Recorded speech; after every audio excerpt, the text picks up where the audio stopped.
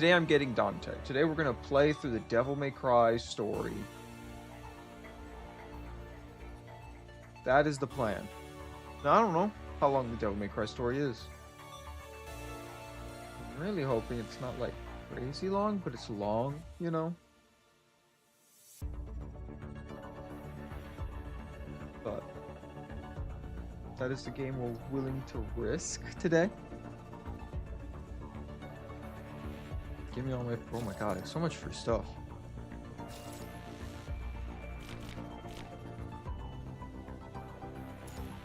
Top of free stuff? Free stuff.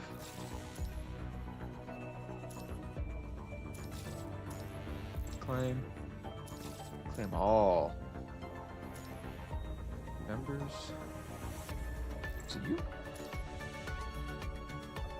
A shocking twist. I think we have enough to make her S. 这样的话，我也稍微变 New 强 S 了。 character. Just saying.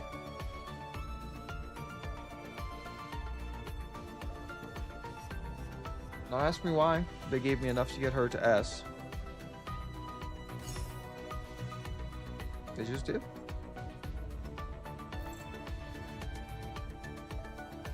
Anything else I need to do? Oh, like the daily login stuff that they give you because... Hi.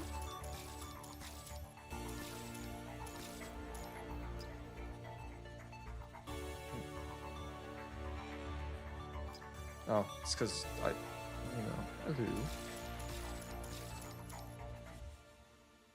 Nope, didn't get that. Guide. Thought this reset. What time does everything reset in this game? I feel like every time I open it, it hasn't reset, but halfway through the stream, it like resets. So I don't actually know when shit resets.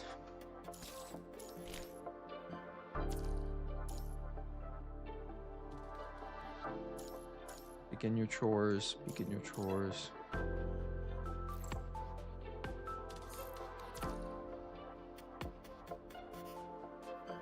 Alright. Missions.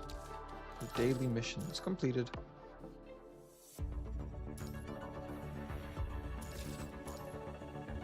Okay, this is all reset though. I'm really confused how it all works.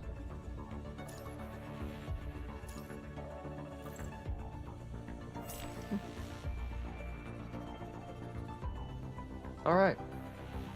I think I'm ready to start. Actually playing the game, not just sitting here, you know? I believe this is the story. Yeah, this is all just... I don't know why it always wants me to check out the shop. I believe, is this the story? Or is this feels like it's the... No. I think this is the story. Yeah, play store. Okay. I found the story. No longer have to worry, we found it. Took a little bit of digging though. Hey, that's on me. You know? There's something definitely in my eye, and it is annoying me. And I can do nothing about it. Just suffer. Which I am not a fan of.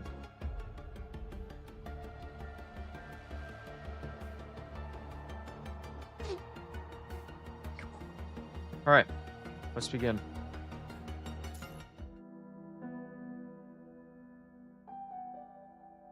The recording switch is here. Maybe. Oh, it's already on. The man in the frame walks to the office chair, lowers himself into it. He tugs at his lab coat, tightening it around his grunt frame like a shroud. I'm Thomas Hell. From now on, I'll realizing his voice is tight with excitement. He licks his lips hesitantly, briefly, then grabs the glasses, the glass of his glasses, the glass of water from the desk and downs it in one gulp. From now on, I'll be recording my experiment log on video. So, experiment log entry A-0001. The man leans towards the camera, his face slightly wrapped by the wide lens. His eyes burn with an unnatural intensity. Their gleam cutting through the pixelated haze of the screen. Bright, almost feverish. Researcher Thomas Howell. I don't even know how to describe what I'm feeling right now. This is such a crucial opportunity. I must succeed. The man rises from his chair and slowly approaches a cylindrical chamber nearby. Perched on top of a pedestal with the chamber rests a sharp resealing resembling nothing more than an ordinary stone one might find along any roadside. Thomas knows the infinite possibilities harbored within this shard, all because it comes from the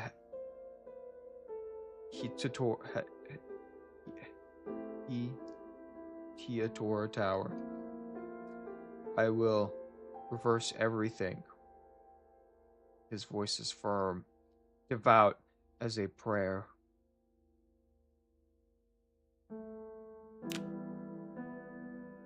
Recording begins. Experiment log entry. Gives a slow spin in his office chair, letting his body settle naturally against the backrest. Guess I should make future logs more formal. My mentor always stressed the importance of rigor. Back to the topic. Experiment log entry A-0014. Researcher Thomas Howell. The 14th experiment has concluded. Still no progress, as expected. This is just a brief darkness before the dawn. The situation will improve soon. It doesn't improve, does it? Experiment log entry B5000 or 5042. Researcher Thomas Howell. No progress in the experiment. He runs a hand through his rough, shoveled shadowing his chin. This voice lowers and grave. No time to waste. I still have much to do.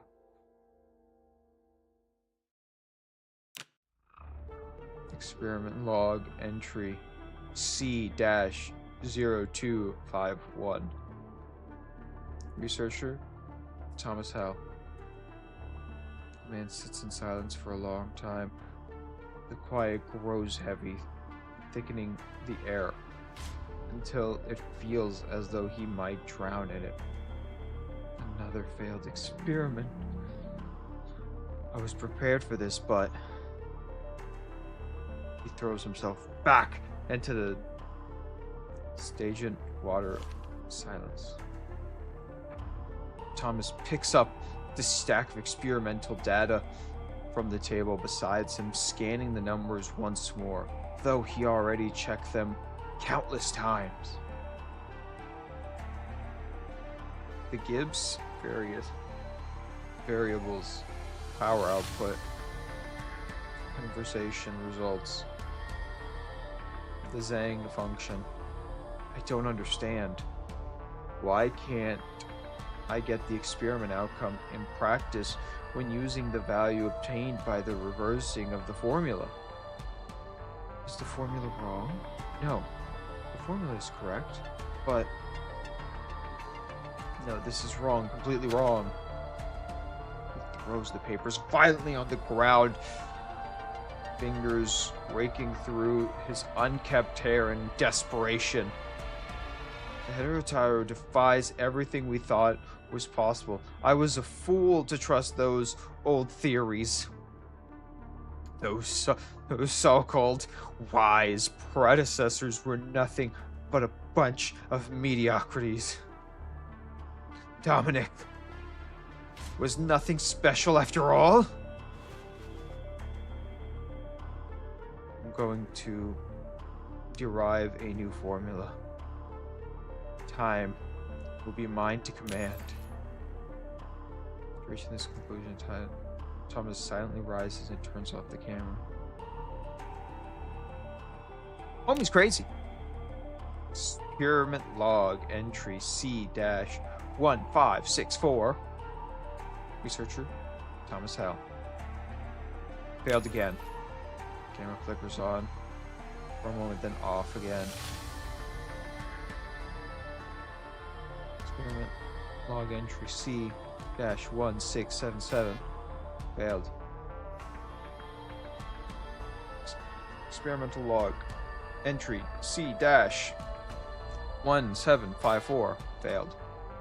Experiment log entry C-2065. Failed. Experiment log entry C-2480.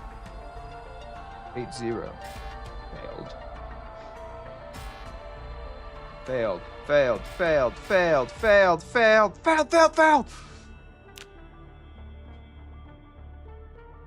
Experimental log entry E-0032. Researcher, who else but a bunch of a lunatic like me would do these experiments? It lets out a desperate chuckle. I have no idea. It's risky, but I want to give it a try. My mentor knew what I was thinking. She'd be furious. But in the end, someone mediocre like me could only resort to this kind of method. His words gradually fade away, yet his bloodshot eyes glimmer with the ghost of a smile. His thoughts drift back to long ago, when he wore not the white coat of an experienced researcher, but the humble garb of a still green student. During a tranquil afternoon in the academy building, Thomas clutched his papers and eased open an office door with cautious hands. He isn't sure if the occupant is resting or even wants to be disturbed, so he holds his breath and steps in with his feet light. There, behind the broad expanse of her desk, sits his mentor, Miss Valentine. She seems in a trance, her gaze lost in the depths of photography. Thomas's gaze unconsciously follows his mentor, landing on that group photo of 4 people. He recognizes only 2, his mentor and Mr. Schawitz. Of the 2 remaining, one is a kind face of a middle-aged man, and the other a young person from New Congo? Sorry. Something about the scene holds Thomas's transfixation. An indestructible tension hangs between them like an invisible wall, making him hesitate to interrupt Valentine and pull her back to reality. Valentine notices him anyway. Curious? Sorry. Thomas doesn't respond right away, taking a moment to realize Valentine is talking about the people in the photo. Who are these people? They are the people who changed this world.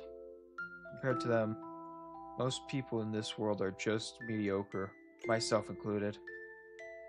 You're being too modest, Miss Valentine. The director of the Science Council would never be considered mediocre. Valentine chuckles at his words, waving her hand at the young man. Her voice tinged with melancholy. How am I not mediocre? Thomas shakes his head as if he's trying to dislodge the memories. His gaze falls to the paper skewed across the floor. He squeezes his eyes shut in anguish. You're right, Miss Valentine. How am I not mediocre? Only now does he understand what his mentor meant by mediocre and the torment of being mediocre.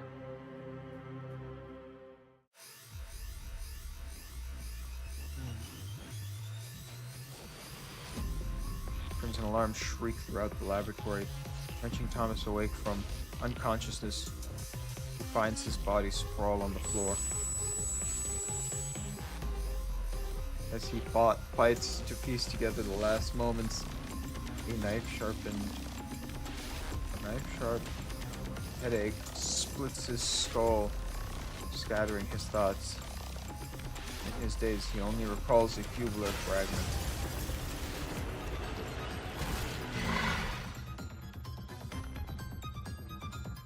The music got really good, though. Space splintering like glass, a defining explosion, and laughter, cold, mocking, cruel. Hee humans.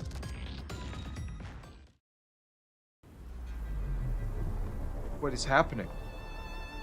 The wind screeches past his ear as the man suddenly understands he's falling from the sky. But no time to question it. Why he's here? The man reacts on instinct. There's an energy crackles around him, surging from his body as swirling red particles engulf his body. In an instant, his figure twists and expands until a red demon looms in the air. His massive wings beating to the stead of the distance. Oh. The growls and trembles as he lands, dust billowing around him. Then just as quickly as the red demon shifts back to his human form, the white-haired man in a red coat surveys his surroundings, only to be met with the bleak expansion of desolation and ruin. What the hell is happening here? Some ruins on the surface. The white-haired man in a dark blue coat with green pattern also turns his gaze towards the ruins, where red glowing mechanoids approach. The commotion of the landing has attracted the attention of the corrupted. Interesting.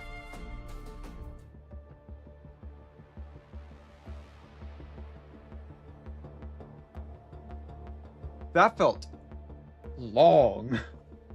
Can I just say that? Oh my god. That was only the first episode.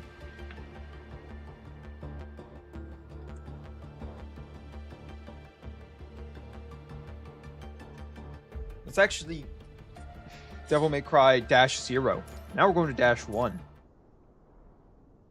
I foresee in the future the land wakes up from sleep.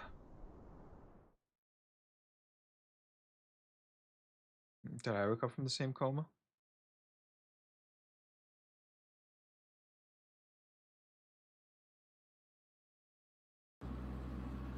The transport vehicle hurls through the wilderness. It tries turning up a swirling dust storm in its wake. The road, long forgotten and riddled with potholes, sends the vehicle lurching and shrouding along the broken path. Lucia, how much longer will it take us? 15 minutes. This is already the 12th conversation area. 12th convention area. 2 weeks ago, multiple surface conversation area came under attack by undefined heroic creatures. Heretic creatures? Worse yet, nearly all personnel from the affected site have gone missing. What started as a small-scale incursion has swiftly escalated, and the window to rescue the attacked convention area is closing fast. These conditions strike deftly. The usual behavior of heretic creatures is something or someone pulling the strings behind the scene. Another entity like Cardinal, perhaps? Cardinal? According to the collected data, over 1,600 people have gone missing. 187 deaths confirmed so far. The majority of the casualties occurred during the initial attack. Just the first 3 days, 5 areas were hit simultaneously, resulting in over 700 missing and more than 60 dead.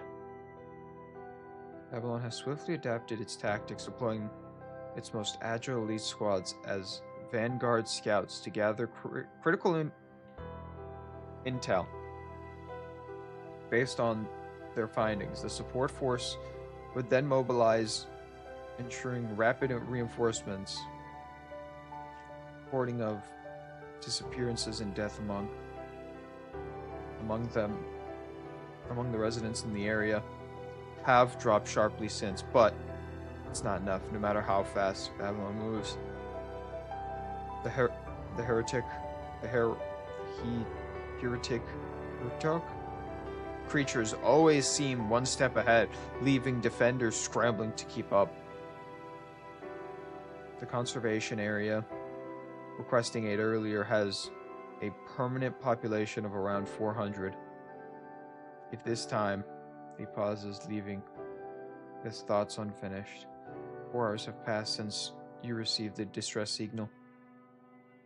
Lucim remains silent, and her hands clutched around a steering wheel as she fights to keep the vehicle steady on the dilapidated,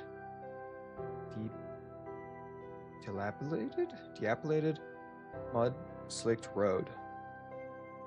You see, how's everything with the new frame? It's functional well, with no adverse reactions. Good. The music is fitting a vibe. We've reached the target location.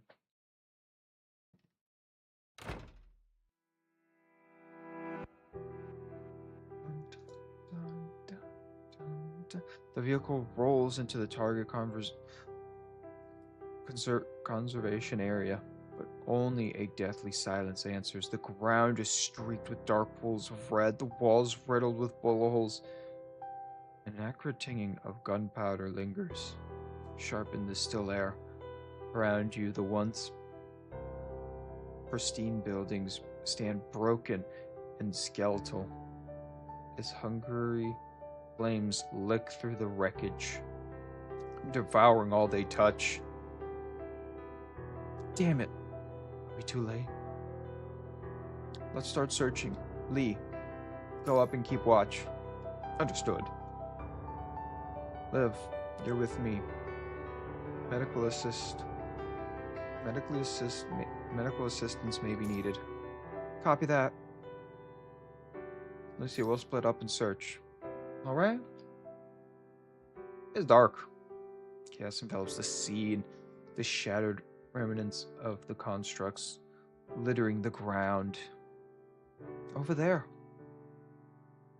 Liv gaze leads you to a clearing with a sandbox.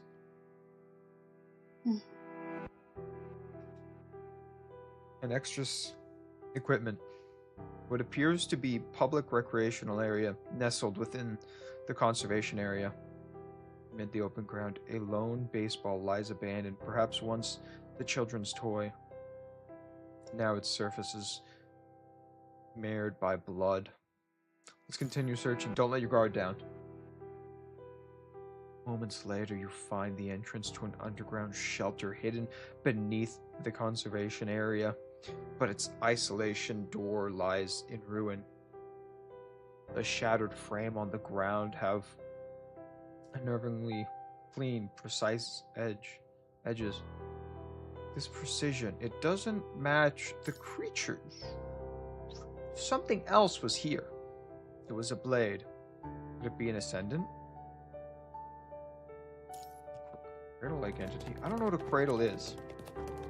Even Leah rushed Lucia's side, only to find a fallen construct besides her barely clinging to life. Treat him. Thank you. One look tells Liv all she needs to know about the construct is past saving with your current medical capabilities. Hang in there. Don't bother. I know my condition. The construct barely registered Liv's healing attempts, fully aware of the inevitable fate. I'm Danny, one of the constructs stationed at this conservation area. He retrieves the terminal slick with his own vital fluid from his chest, handing it over, along with the his identification tag. I recorded some footage that might be useful. With those final words, the light in his eyes immediately fades away.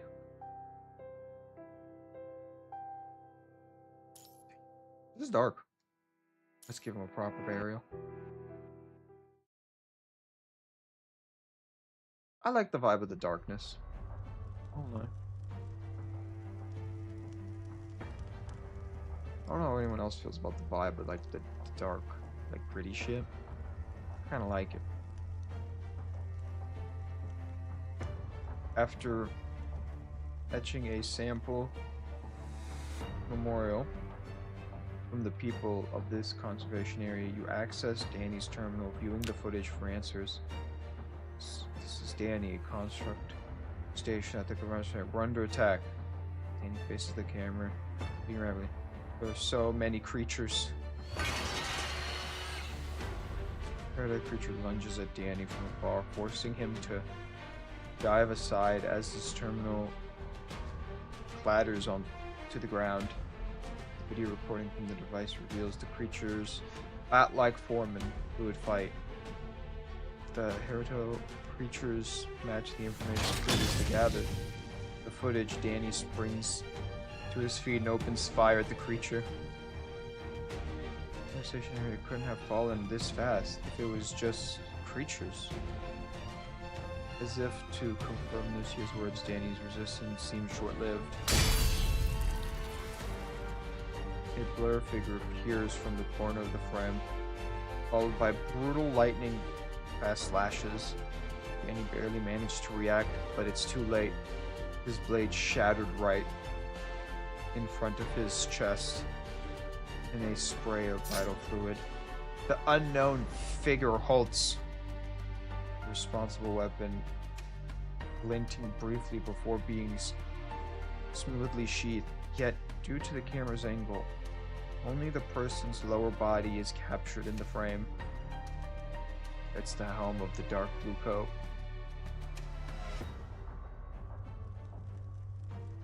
In the rest of the footage, bat-like creatures descend in swarms, snatching up the remaining survivors. One by one, humans are carried off into the distance.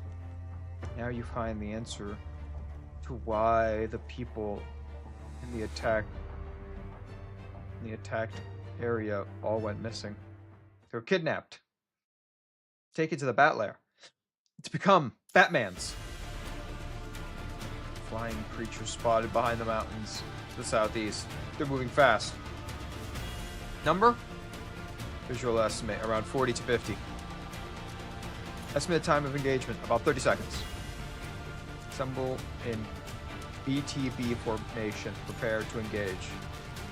The bat-like Hereto creature soon descends upon the area. More than 40 of them swarm in overlapping layers, their ghosts ghostly shrouds cloud out the sun, plunging the ground below into an eerie, bone-chilling darkness. I was born in the darkness. They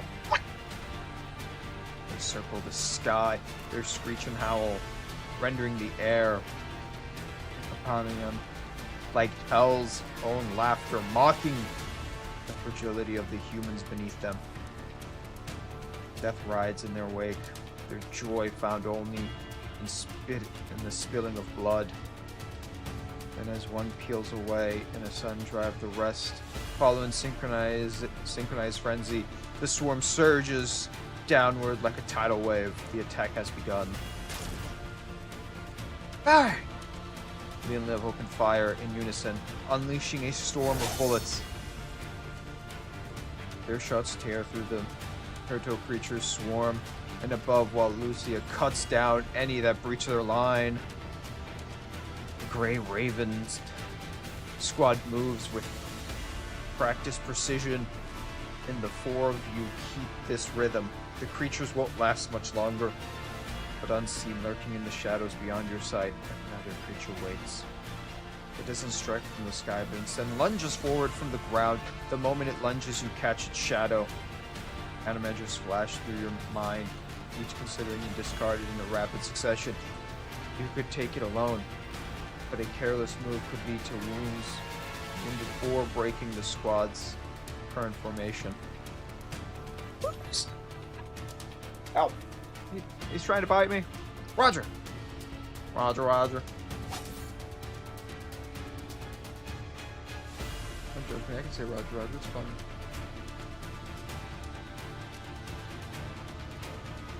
Lucy is already poised for the strike, her blade gleaming in anticipation, once closer to the creatures would meet steel. But something else moves faster. A blur, fast to track. Pearl's overview.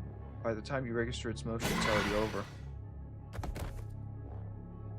The creatures clash to the ground, shrieking, impaled. Only then you see it clear. A massive sword. The sword has a strange appearance. Its hilt texture with scales. Its handguard tipped with 4 jagged talons. Half of the blade is now blurred, buried in the ground. A true devil weapon. Oh, anyone who sees it would instinctively think of such a description.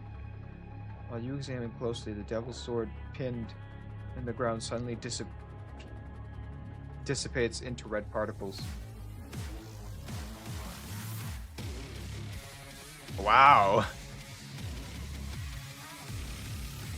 From the direction of the sword came from someone lets out an explanation. White-haired man in red standing on top of ruins, postured loose, a smirk tugging at his lips. Looks like you guys need some help. What? Hit! Bullshit. Dude, oh my god. Each one of these are like 15 minutes by the looks of it, right? So we're talking about an average 15-minute episode. Yeah, it's so long. They do a lot of descriptions in this one, to be honest. Yeehaw! As if it were nothing more than a game, the man in red cuts through the creatures with effortless precision. During the battle, he also displays masterful gunmanship. You running away already? Not so fast! When a few creatures remain, turn to flee, the man in red immediately gives chase without a second thought. In just a moment, he runs off into the distance. What just happened? It looks like he's quite eager to help. Wait for me.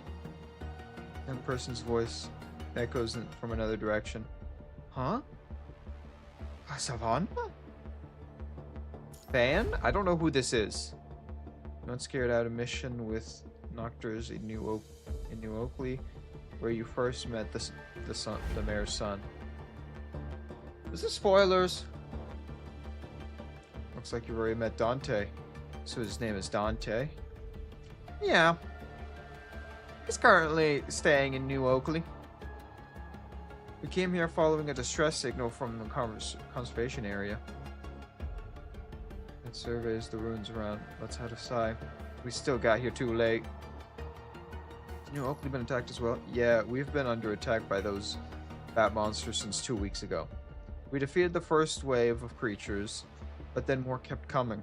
Thankfully, Dante showed up just in time and helped us repel them. Without him, New Oakley would have fallen too. Those creatures seem different from the ones we faced before. Yeah, I can't shake the feeling. There's something else to them. Something else? According to Dante, they're demons. The moment Dante, having defeated the fleeing creature, strides back towards you. Demons? Demons? That's a demon? You know, it has 4 eyes. His words are utterly shocking. For most people, demons are little more than relics of myth, worship from a forgotten tale. In this area where technology reigns supreme, neither gods nor demons have been discovered, and yet in such an entity does exist. The people of this land knew it by another name. The virus. The icky virus. That virus touched me when I was little. It came and left me. It wasn't fun. No one helped me. Yeah, I remember those days. Yeah, they're demons, no mistake. I can still smell the stink off those freaks a mile off. Demons do exist, and what are you? Me? Mild grin spreads across his face as crimson particles swirl in his palm, summoning that devil's sword from the air, vanishing in a pool flame. I'm Dante. I'm the devil hunter.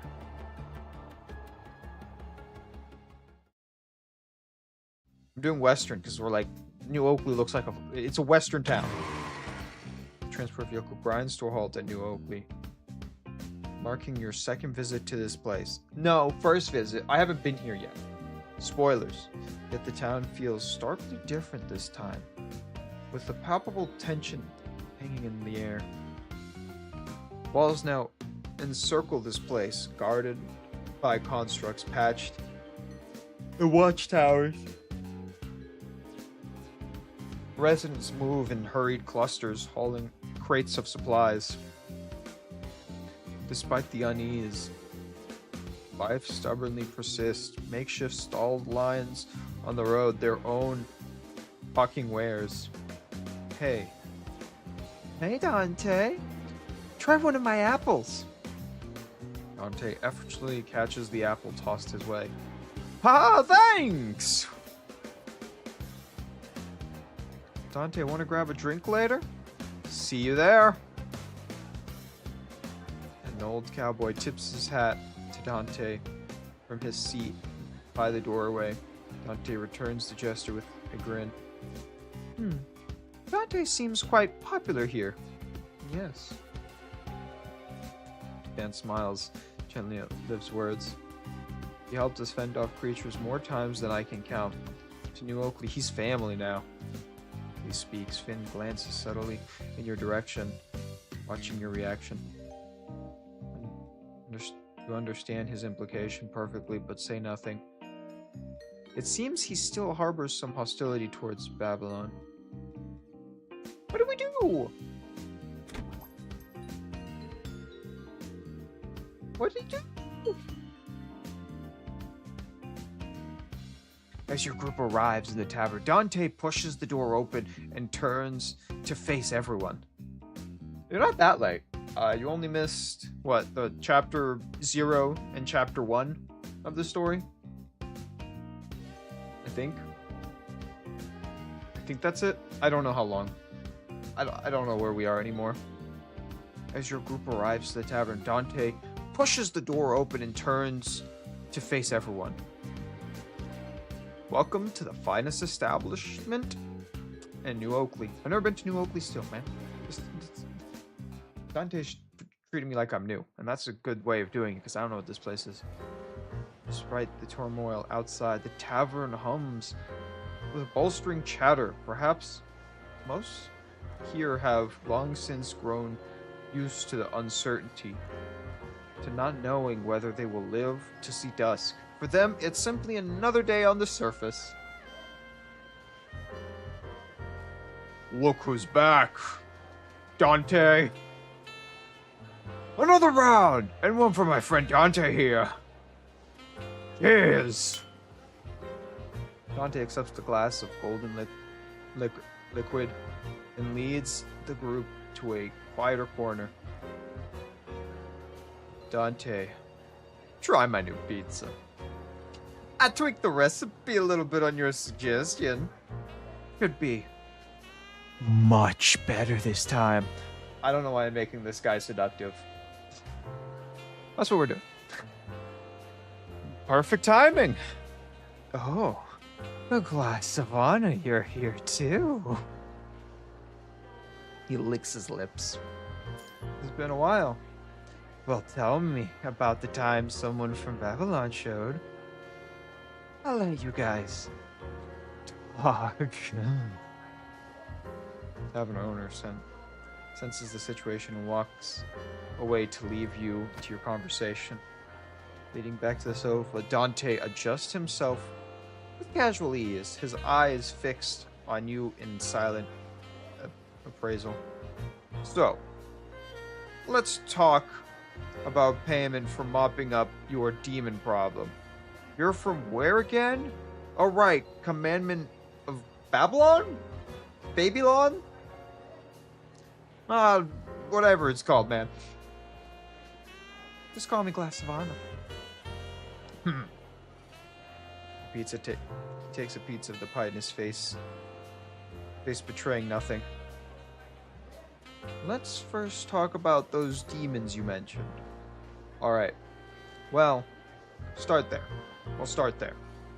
So in other words, in my world, there's the human world and the demon world. Huh? Oh, whoa, hold on. What is it? What do you mean, your world? Literally, my world. Got a problem with that? That's problematic. From another world? From what I've figured out in the past 2 weeks, yeah.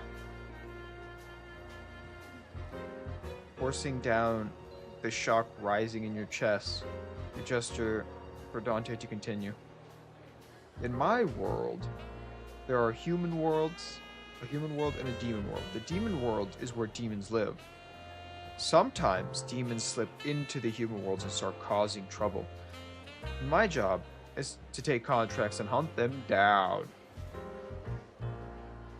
Are all people in your world like you? What do you mean? That sword. He smiles, shrugging his voice. Sharpens in suddenly seriousness. Because half of me is demon blood. Oh, big shocker if you've never seen anything Devil May Cry. Not gonna lie, the commandment's more interesting than other worlds. Wonder why he's so shocked. Yeah.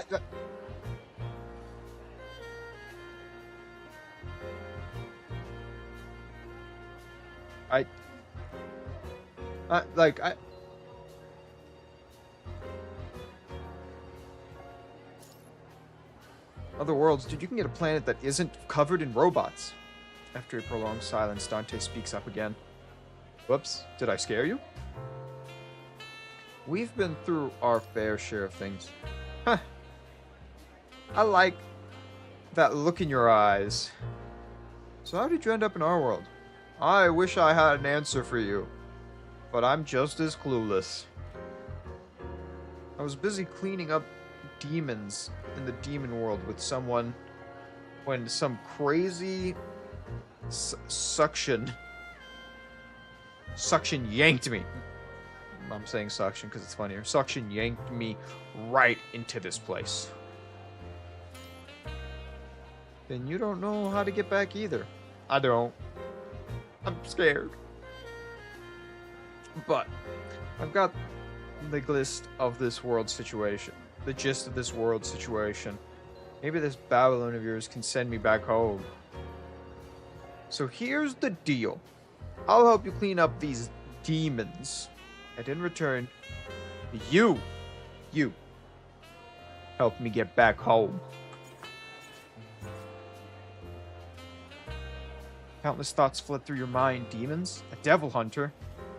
If demons are involved, maybe we should work with you. Now you're talking. But I need to report my suspicions. He doesn't mind waiting a bit longer. His demeanor remains relaxed.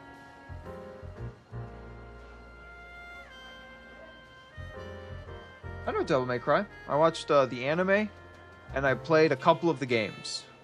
I haven't played the recent games, so I don't know the recent stuff. I played Devil May Cry 1, 2, and 3. I never played 4 or 5, so I'm not up to date on what's happened in Devil May Cry since then. I'm out of the loop of recent Devil May Cry lore.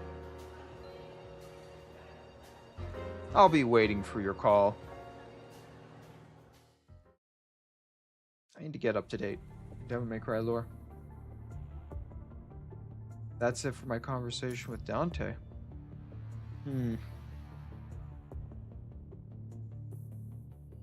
Nesmove. Is that actually possible? Scientifically speaking, the existence of other worlds hasn't been confirmed, though theories about them have been around over the past few centuries.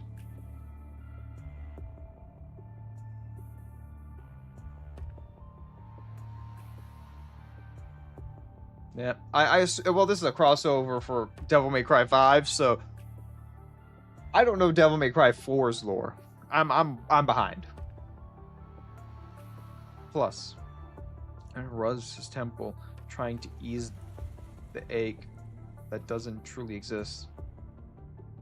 It is what it is. I see. I think we can collaborate with him. If demons do exist, then this Dante will be the key to solving this problem. And if they don't, pause for a moment. He's only one person after all. Agents, Ascendant, even an entity like Harold. We've handled worse. One more strange existence doesn't concern me. I'll leave the specifics of the frontline situation to your judgment. Roger that, sir.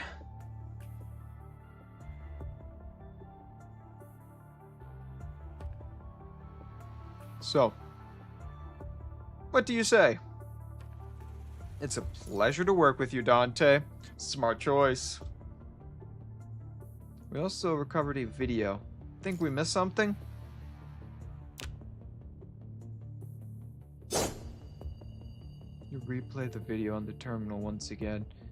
The figure who delivered the final slash flashes across the screen. Besides you, Dante expresses visibly darkens. Crushing aura erupts from him. Dante? It's Virgil.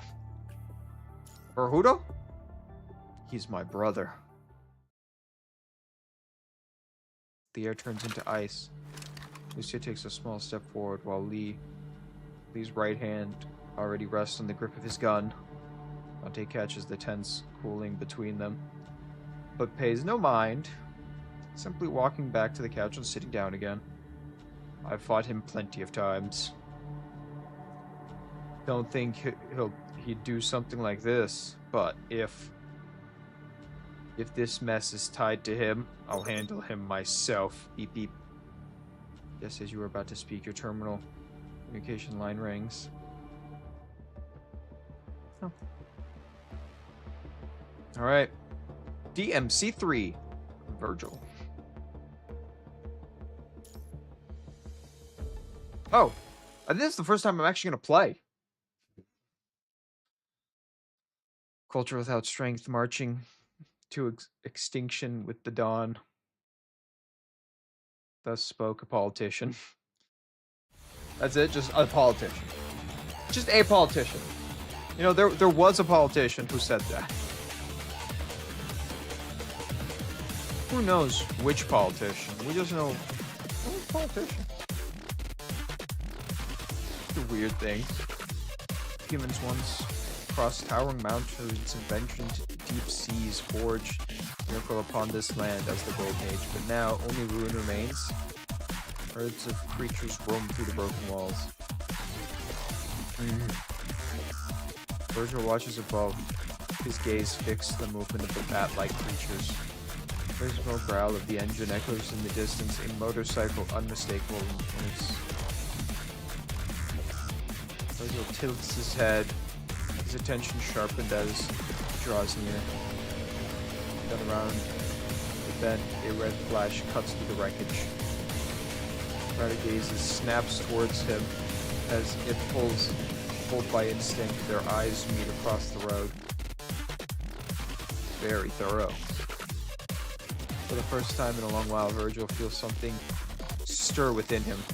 The motorcycle roars up the collapse, standing ruins, its engine snarling as it charges towards the rooftops. The edge, the front wheel lifts before the bike soars across the gap, slamming down onto the next rooftop.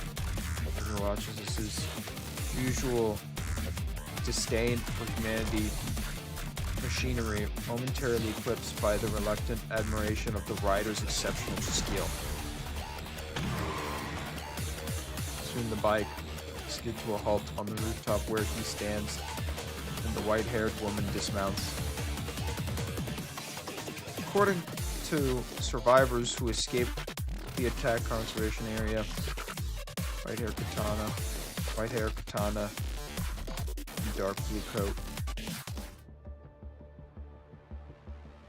Oh wait, I haven't even got to meet her in the story yet.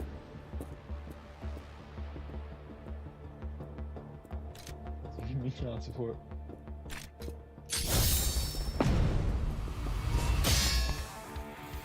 So you're the one meeting the creatures.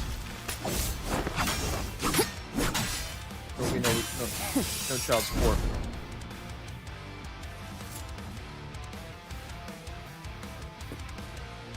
Because her katana's so long, is it no longer considered a katana?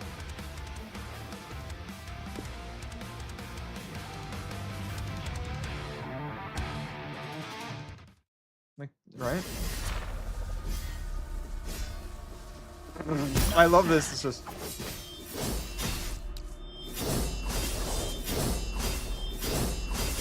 Too slow.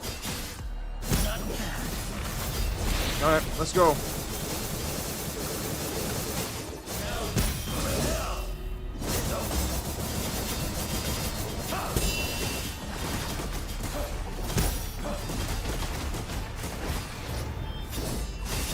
Too slow.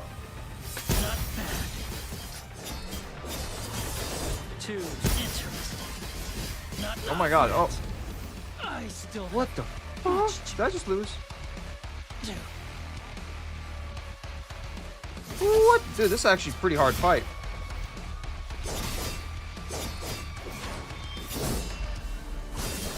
Too slow. Go to hell. You shall die. Diamond mode!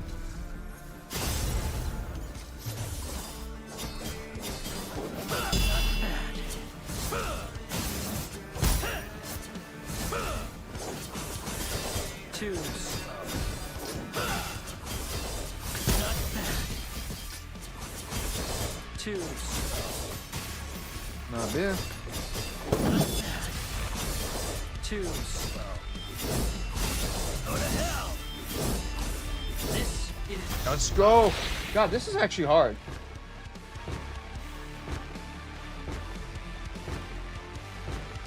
Yeah. I knew it wasn't called like a proper katana. Oh my god, what is happening? Oh, bats. I love that they have 4 eyes. I appreciate it. Complete the stage. I got an S. Good grade, right? That's a good grade. Long katana. Yeah, I knew it had a specific name. Nodachi. Since when has someone like this been around on the surface? Her blade flashes red once more as Alpha lunges forward. As before, yet Virgil meets the strike effortlessly with his sword. A seamless barrier. Oh, this looks so cool. Alpha shifts her angle, poised to retain until a surge of energy pulses from him, forcing her onto the defensive. What? Oh no! Steel sings with his slashes carving through the air. Each one of them meet the steady guard. She hears a low, indulgent hum escaping Virgil as surprise flickered beneath his icy calm, only to be followed by an even more devastating slash.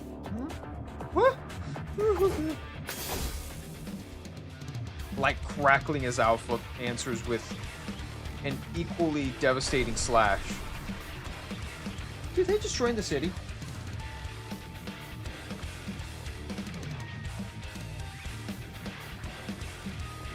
It's nice to know that they are improving the quality of these animations. I will say that. To be honest, I am still playing in like... Finished chapter what? What did I finish yesterday? 6? I finished chapter 6 yesterday. Today, we're doing... I want to get this so I can get Dante as a character before the event ends. Debris erupts, dust swallows the clearing, the rocks shatter, and rains down above them. Yet the two, they're cut through the chaos, using falling rubble to pivot maneuver before touching down with effortless grace. So these two are like equal footing. A heartbeat of stillness, chests rise and fall, steady but sharp, then they clash again.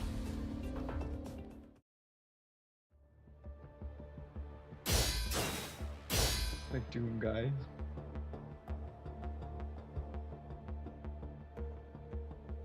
Steel rings out a deeply harmonic resin through the battlefield. Every strike carves deeper into the earth, the very ground reshaped by their flurry. In a moment, the clearing is scattered infinitesimal by power. Impressive! What form of power is this? You don't know? The Ascension Network. What is that? Such a power, yet not an Ascendant? Their brief exchange reveals much. Vigil's body shows no trace of the virus whatsoever. The blue blade floating through the air seems beyond any technology means as well. Another weird existence after the virus. Alpha defects the blue blade, flying towards her, pivoting towards the swirl. The swift counter-strike only for her opponent to sidestep. Just then, the creature lunges her flanks. Victus devices her to hurl her short blade, but then she notices the creature isn't targeting her. The realization she holds back her attack. Then the creature, Virgil, instantly summons his Mirage blade to strike. Impaled, the creature crashes towards the ground, twitching, growling, still as the life bleeds away. She's attacking him?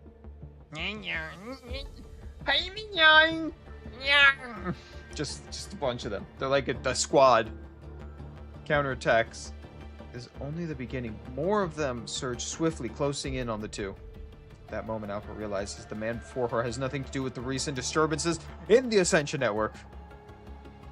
It seems I had the wrong idea about you. I do apologize. Time out. Time out! Everyone, time out. She called it. We have to respect the timeout.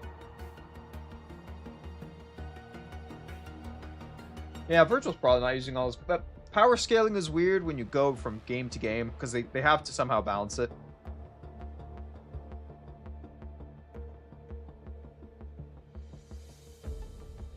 So I don't, you know. This is why the crossovers are great, but power scaling is so bad in them. I still respect it because it's cool to have new characters, you know. Timeout. Timeout. Alright, timeout's over.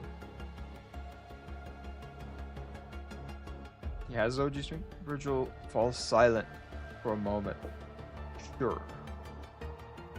Alpha's the first person Virgil has been able to communicate with since coming here, and he finds himself intrigued by the man she mentioned that is supposed to be the leader of these creatures. Let's get rid of these creatures first. Creatures. Vigil mentally notes the term while his face remains expressionless. Alright. Alright. Something about them isn't right. Their numbers are unnatural. After cutting down another creature, Alpha's voice voices her suspicions. Normally these creatures don't actively attack Ascendants. Even when some do more aggressively, they usually retreat after a few are slammed, driven by self-preservation. Yet these creatures in front of them act as if they don't feel fear at all. I feel nothing. I have observed them. They seem to be searching for something. Alpha recalls the recent anomalies in the Ascension Network. As I am suspected, someone is pulling the strings behind them. Just then, the creatures halt their attack as if they were obeying the signal. Unison! They swarm towards a nearby building. Immediately after, a girl's screams piercing the air, echoing through the same building. Help! Alpha's frown deepens, but then she decides to spring towards the cry for help. I could be your hero, baby! Damn. The break. Black hole attacks and her. I'd say they're pretty in line with their OG strength. Yep. Needing a hero is, very important time. Dr. Hell? That's Doctor to you. Your comms ring at the moment. Incoming call displays no name, just jumbled code. No name? It can't be. Lucia glances at your direction. Given the recent creature activity on the surface, to share the same suspicion who's calling. Infiltrating method Luna's group often uses. It could be them. Maybe the Ascendant's affected too. Answer the comm. Alpha's face appears on the screen alongside a white-haired man. Virgil?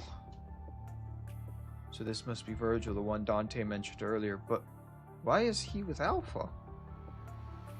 Hey Virgil, what the hell's your deal with those creatures? You can smell it too, can't you? That reek of demon all over them? Dante's face tightens with agitation, his words laced with anger. Don't tell me you're behind this mess again. You bastard! Fool. I haven't the slightest idea what you were referring to. I only arrived here hours ago. The argument escalates so quickly that neither Alpha nor you have the chance to get a word exchanged. Yes, questioning is looking at Alpha, but clearly Alpha didn't see this coming either. It's the mirror demon. Dante and Virgil's argument abruptly stops as their eyes towards a timid girl huddled in the corner. Alpha pulls her to the center. She's why I contacted you. Alpha points at the little girl. We just saved her from the creatures. While they are trying to capture her, whoever's behind all this, she's clearly the key. I'll let Lysa Lysa tell you the rest herself. With that, Alpha steps aside. Lysa's clothes clinging to her, dirt streak, rumbled bread, bearing the grim of days without washing. A faint tremor runs through her. Her eyes widen. The shadows betray the toll of life on the run. Every glance thrown at her seems to press down on her. Her voice wavers, stumbling. It's okay. We're the Grey Ravens of Babylon. And Alpha here, besides you, is really strong. She'll keep you safe. Alpha glanced at Liv, saying nothing. It's all right now. Just take your time. Breathe deep with me. After a moment, Liv gently reassures, steadies Lycra's nerves, and she begins the story.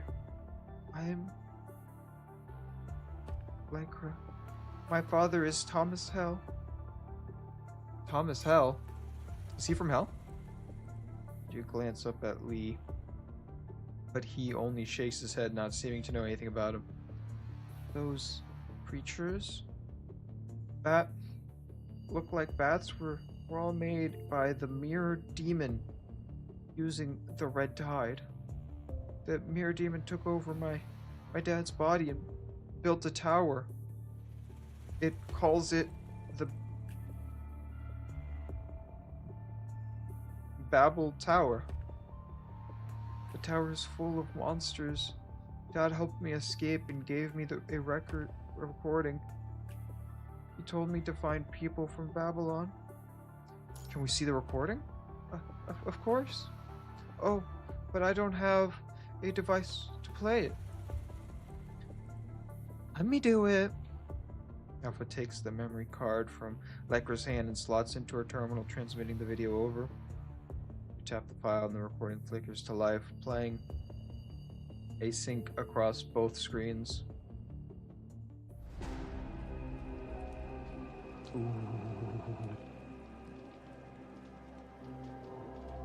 In the middle of writing low. She would be a great mom. To be honest, she's a great nurse too. No, a nurse can also be a mom. The video footage is shrouded in the darkness. The filming location barely illuminated by the spearing light source. The gaunt man stands at the center of the frame, surrounded by computers and analytical equipment. The screen casts an eerie red glow. Their reflection bleeds into the shadowy outline of what seems to be an ancient stone structure behind them. Green and red lights wave across the man's face, deepening the hollow of the sunken eye socket, belling over an exhausted gaze. Wearily, he drags a hand over his eye before fixing the camera with a hollow stare. I'm Thomas Hell. This is my confession. I was a member of the Science Council. But given how things have turned out, the Science Council was right to expel me. I studied time and space in the past. Once I even dreamed of creating a spiral jump device that would allow humanity to outrun the speed of light itself. But the universe is too vast, and we are too slow. During the Golden Age, we ventured out into outer space, but even Dawn 3 could barely scrape 1% of the speed of light. Too slow, far too slow. But all in all, that was just a wish I had in the past. It all started with my obsession after my wife died from an illness. I poured everything into my research, and time became my focus. I wanted to bring her back. Medical advancements didn't wait for the dead. With today's medicine technology, with her, genetical disease would have been curable. I tried every possible approach until I found a shard of the Hetero Tower.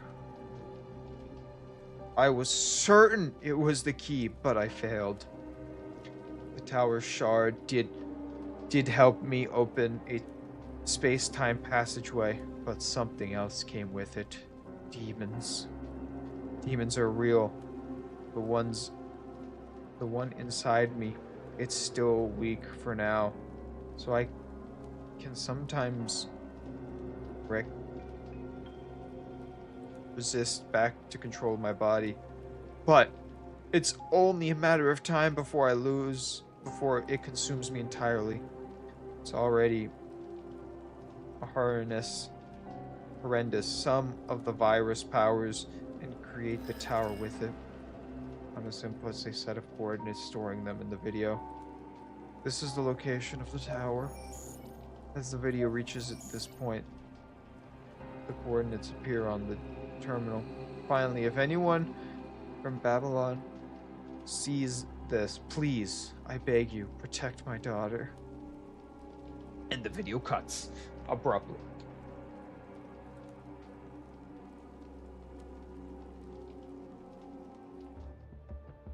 Oh, that was it. That was probably the shortest one so far.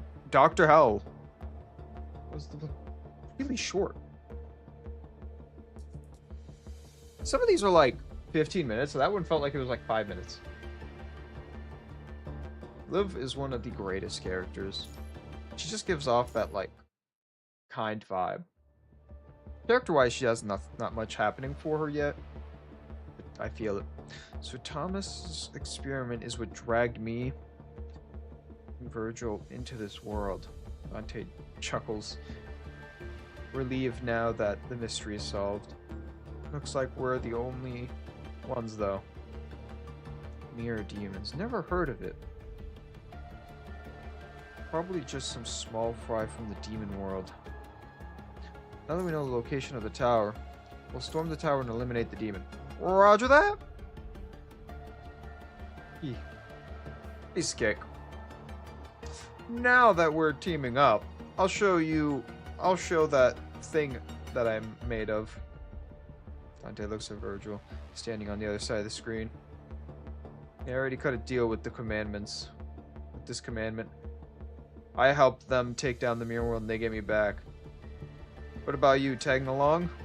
Virgil tilts his head slightly, considering Dante's words for a moment before responding. Intriguing. Could be worthy diversifications. I'll accompany you to the tower. Besides, that mirror demon? I have unfinished business with him. Dante raises an eyebrow in a moment of confusion, then remembers the video from earlier, understanding dawns that he realized that Virgil means by unfinished business. Yeah, looks like the mirror demon's using your identity to lead those creatures. Seriously, who comes up with these names? Anyway, I saw the video. Even though it showed the lower half of your body, no mistake in it. That guy looked just like you. Like you look like the same guy. Mirror demon? Mirror? You think this thing actually could copy people? Its fate is sealed regardless. Conversation between the two brothers comes to a pause. Seeing this, Lucy steps forward, speaking with Alpha. Alpha, what do you plan to do? Go to the tower! She thinks for a moment before continuing. Lucy defected. Usually, Luna detected unusual activity with the Ascension networks earlier. She believes it's filtering new agents, which is why I came to investigate. Even the reaction behavior of the creatures, it's possible that the mirror demon can already be considered an agent. Alpha shakes her head, keeping her lingering doubts to herself. The mirror demon is neither construct nor corrupted. But how could it possibly connect to the Ascension networks? Perhaps the Ascension network always holds deeper secrets yet to be uncovered. Luna? How's she? She's fine. She just needs to focus her energy on the Ascension Network for now to prevent bigger problems. Then let's meet at New Oakley. Alpha nods, reaches out to end the call. So your name is Virgil? Virgil gives no answer. Looks like we'll need to head to New Oakley. Do you have any vehicle to use? Don't need those. It unleashes Yamato. Its blade tracing crosses through the air trail. What? Light lingers in its wake, like a flower of unfury petals.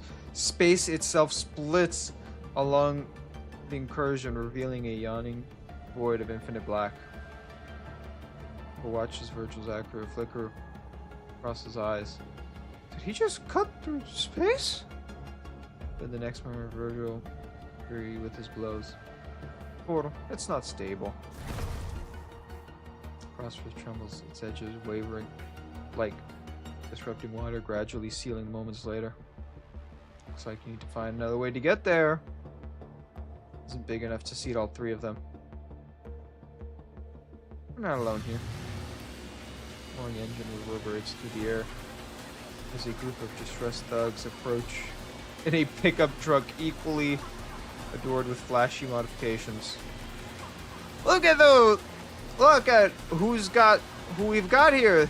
3 cute birdies. Consider yourself lucky you ran into the Black Wings. Hand over everything. 3 cuties. I'm happy those guys, you know, would fuck all 3 of them. Right on time. Those poor thugs. They don't know what they just drove up to. This data sent by Glisavana.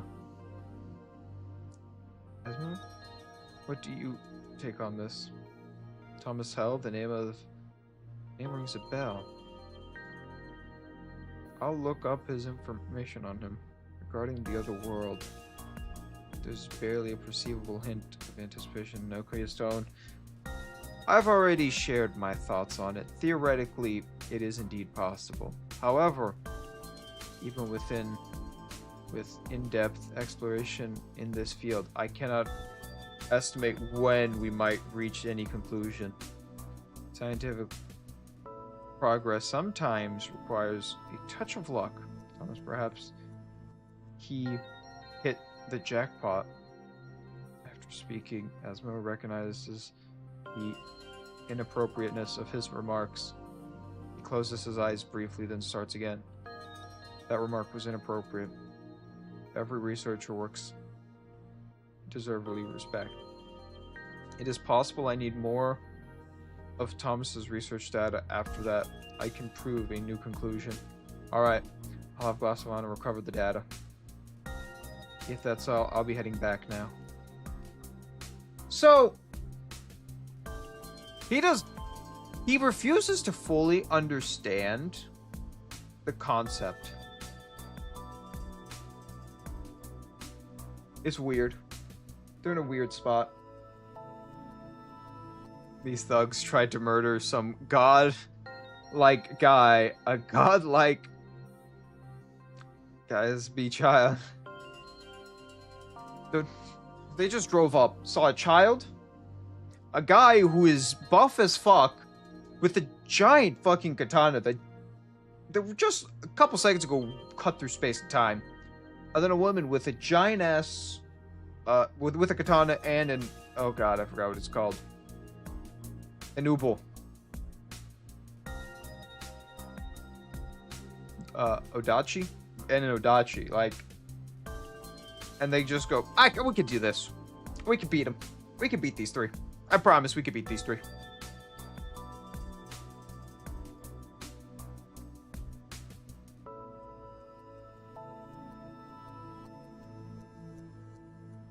So it's like, how did these 3? I don't even know how many thugs there are. How many thugs do you think they had? Because they had a pickup truck, you know. They might have had like 4 guys. Maybe they thought because they outnumbered them. That could be it. Asmo strides towards the exit. Just as he steps through the doorway, a thought flickers at the edge of his mind, and then he pauses to glance back. To catch sight of Nicola and Hazen, their figures slumped with weariness and exchanging harsh words. Oh, and given the complexity of this research, I find unlikely Thomas achieved it alone. He might have had external support. We're already on that. Asmo gives a slot 9 and then turns to leave. Could it be Koro? I don't think that's very likely. So sits in silence, leaning back in his chair with an uncharacteristic melancholy. It's a rare sight, since most of the time he gives off an impression of determination and resilience. Another world? It's too far-fetched. Let's just focus on the fight right in front of us. So offers a knowing smile as he turns to his old friend. Are you excited about it too? Well, that's a distinguished snort. But you're right. We have too small to have big dreams. Back to our previous arrangement. Conversation fades into the sterling glow of the office lights. Just another moment in the command central. There are countless others move through the artificial residence, absorbed in their risks and their busy tasks. And so humanity presses onward, stumbling through the lights.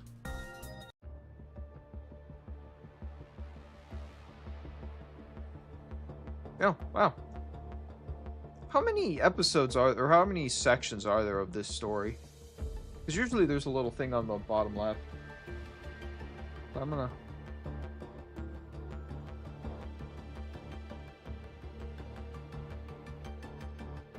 Oh, okay, only 14. Alright. And we're on number 6. Oh, this team look... Oh my god, this is a cool team. This is a dream team, actually. New Oakley. Back in New Oakley. We were back here all day. I still haven't actually gone here.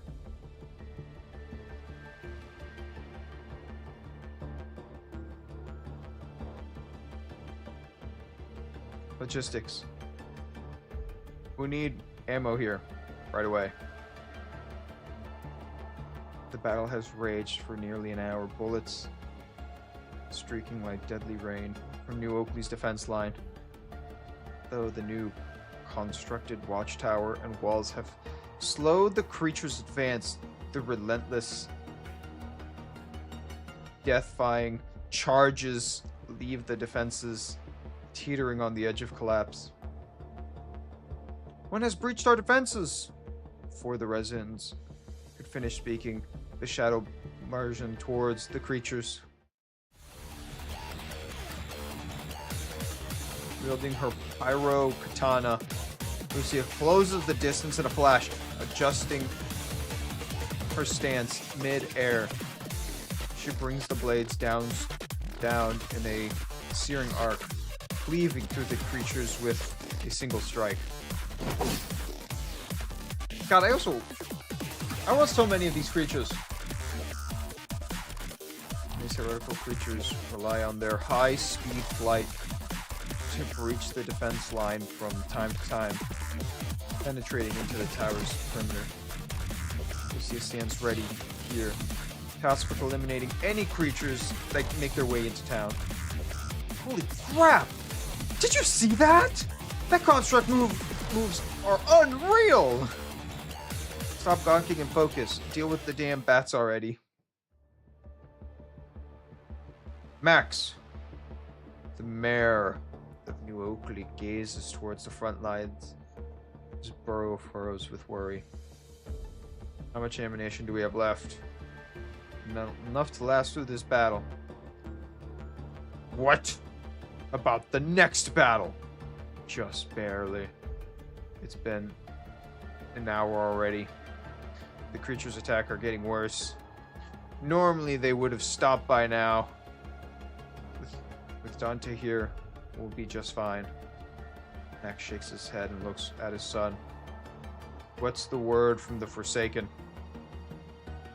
They said they'll send some people over here, but not a lot. Other conservation areas are getting hit by the creatures too, so there's short manpower. Savannah, when did Babylon reinforcements arrive? Not until night, at least. At the earliest. If we need to evacuate later, we have to save enough ammunition to deal with potential threats during the retreat. Looks like we need to. Someone's coming. Before Max can finish the alert, the defense snag blazes snap towards the horizon. Babylon's seen massive creatures. A wildly modified pickup truck barreling towards New Oakley. Vehicle craves a wide arc across the desert, tires spitting sand and streaking at a halt. It's Alpha! The engine roars, pulling some creature's focus, screeching. They pivot midair and swarm the truck. Capo Rogers step out of the vehicle. Looks like we arrived just in time. Let this be our warm-up. Max turns to you besides him finishing his interrupted thought. Asavana, looks like we need to prepare for close quarters combat. Alright, I'll connect with the constructs on site. The mind powers, I connect to all of you. Oh, wait, do we actually get to fight the bats? I'm gonna be mad if I don't actually get to fight the bats. Now that I see the models, if I don't fight them. Oh, now I know the cowboy robots are fun, at least.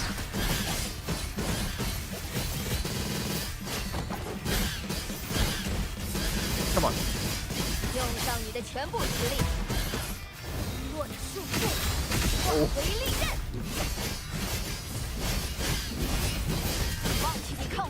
No, she's my main character in the base game.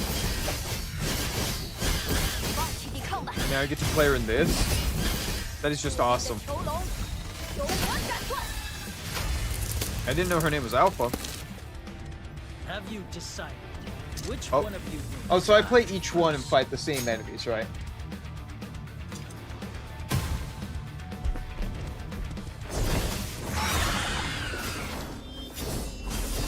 Too slow.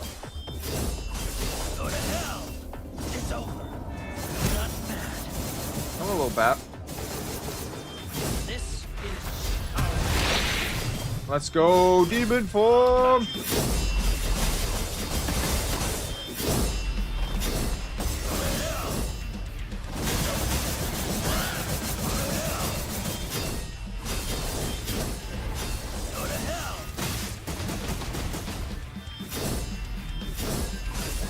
Too slow.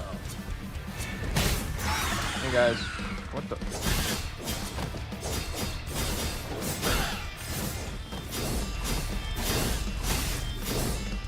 You shall die. Ah! Now you die. Now you. Oh my god, how many of these guys trying to fight? Go to hell.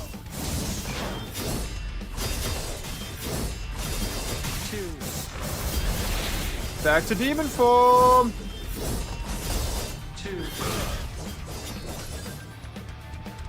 Ooh, look at him. He's sexy! And now, I'm gonna play with... I love that he's wearing the cowboy hat.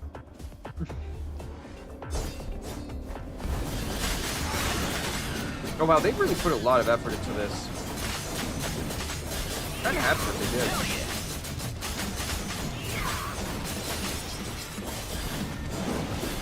This makes me want to play Devil May Cry again. I haven't played the game in so long.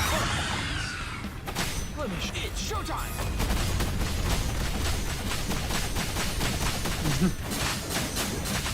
Go back to hell.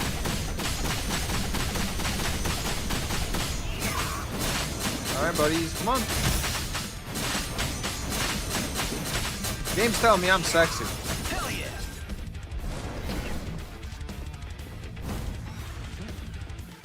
Go. Oh! That was awesome. God damn. Hell yeah.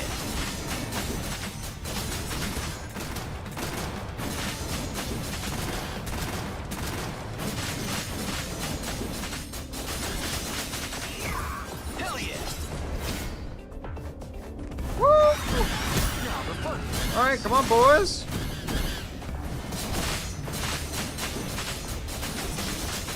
Go back to hell. It's showtime.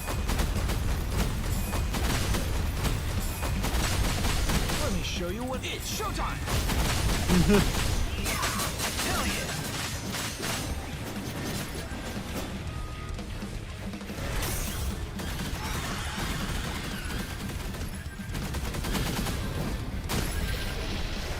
Hey. Where's my Rune 3 Cowboys out here? God, that was so much fun. This is... Man, I really want... I think we were heavy.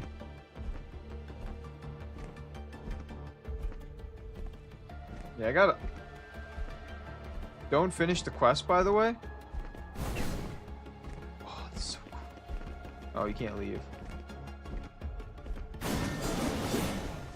I need to keep an eye on this route. Look at this.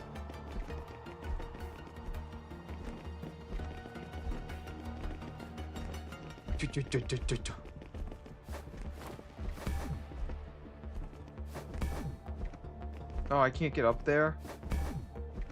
Aww. This is so cool.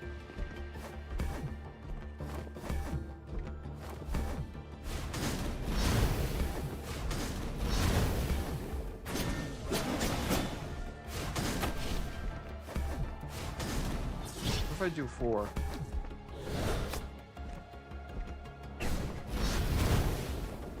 It's showtime. That's all of them. Okay. I wonder what my brothers are thinking. Ugh, my family, we got separated. Go back to hell. Oh. Let's do dialogue. I can't explore any further here, right? Yeah, I'm past my exploration. Saw everything I could in this area.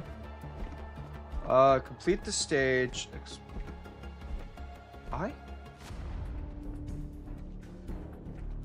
Creatures. Ooh. Many residents got lost because of this. Did you help me find them? Ooh. They make this kind of like an open world.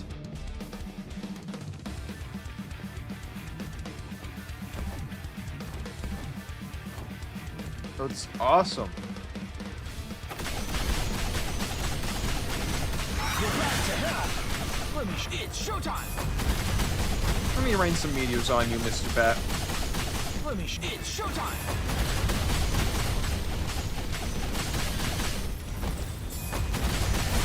Let me show Guys. you what it's showtime. Just don't stop. Oh my god, what is this guy doing? It's showtime.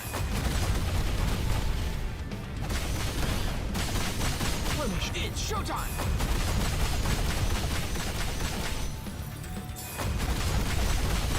You like meteors, buddy? Thanks for your help, mate. I ain't scared. Oh, this is such a cool aesthetic to the game. I'm gonna guess I can't leave town, though.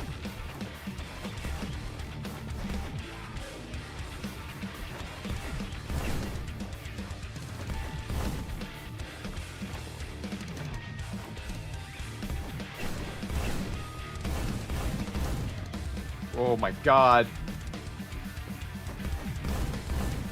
Oh, you can't go that way? That's sucky. Oh.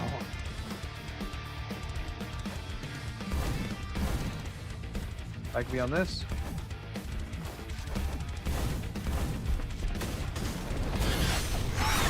Alright, buddy. Go back to the show. It's showtime. Alright, baddie bats. Semi-open world in the future? Ooh, it's actually pretty cool. I can't lie. Hell yeah.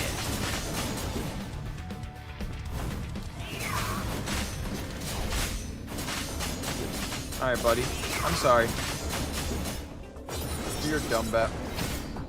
Thanks, those monsters terrifying. I'm going to do a cowboy accent for every one of these guys because it just feels right. Train tracks! Ain't no train gonna get me. Can I go for... Oh.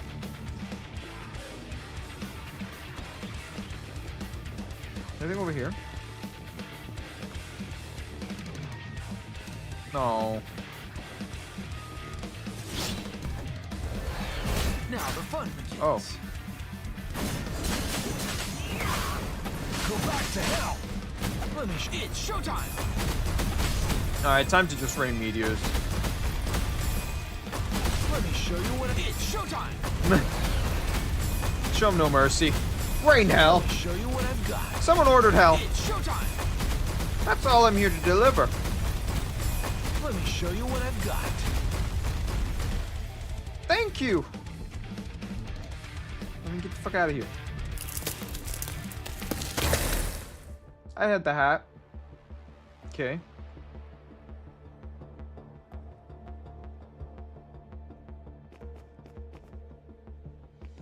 I got one. No. Wait, two. Wait, is this right, mate? Okay. Oh, and then this guy's about his family, right? Thank you. My family is safe. I'm glad everyone's okay. When are we eating?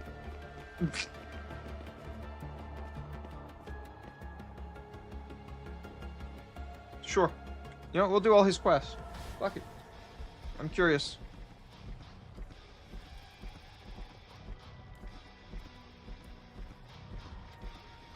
Huh? Oh my god! Wait, does this have a time limit?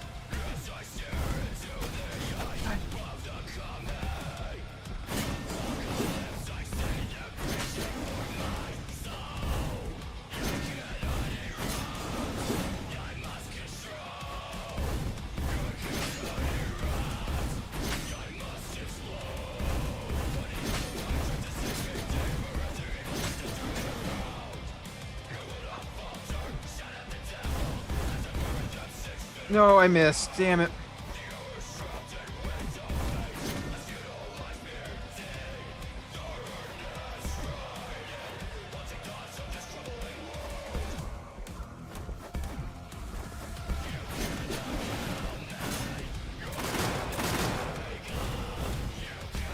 Raining bullets. Oh my god. Oh, I got him. Never mind. Raining bullets.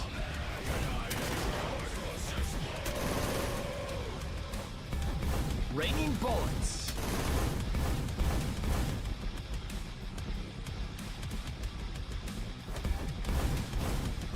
Let me it's showtime.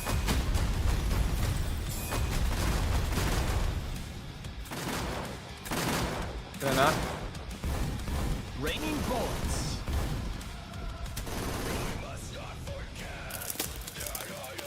Maybe I made a couple mistakes here and there.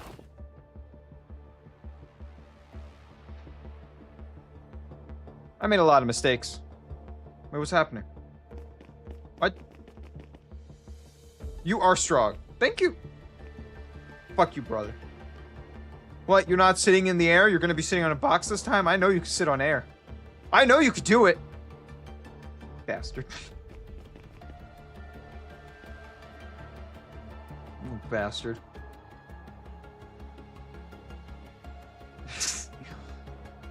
Alright, what's next? complete stage. It's time to leave. Well, I did everything. I explored as much as I could.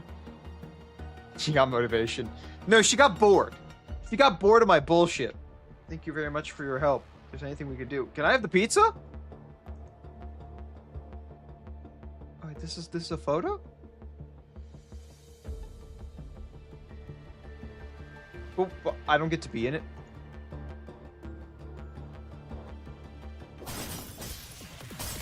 Dante doesn't get to be in the photo. Or was he in the photo? Right? Oh, he was. I'm stupid. I don't get to be in the photo. Why does everyone but me get to be in the photo? Me, Lucy. Oh.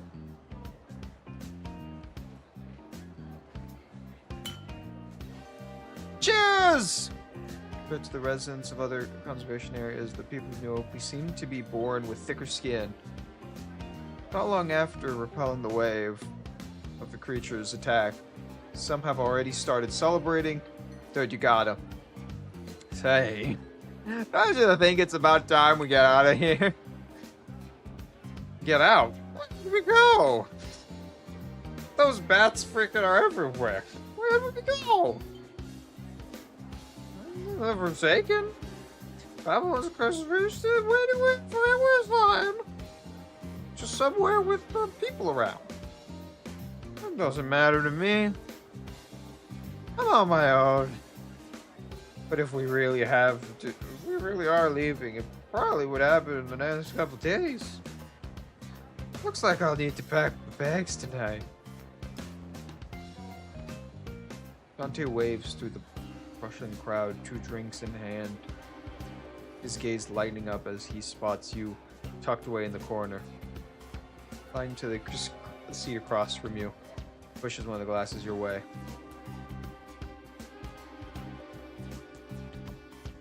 Fancy a glass?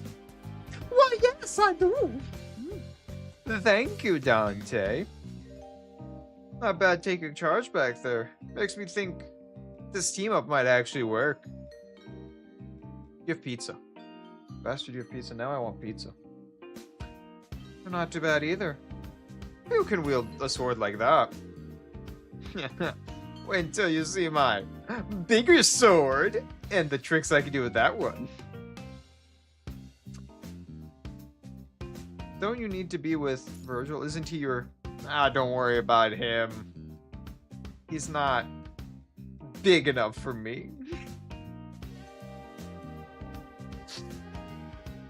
Dante drinks his cup, not pursuing any further. Have you talked to that girl? Oh yeah, I have. Doesn't know much about the tower, but Thomas kept her away.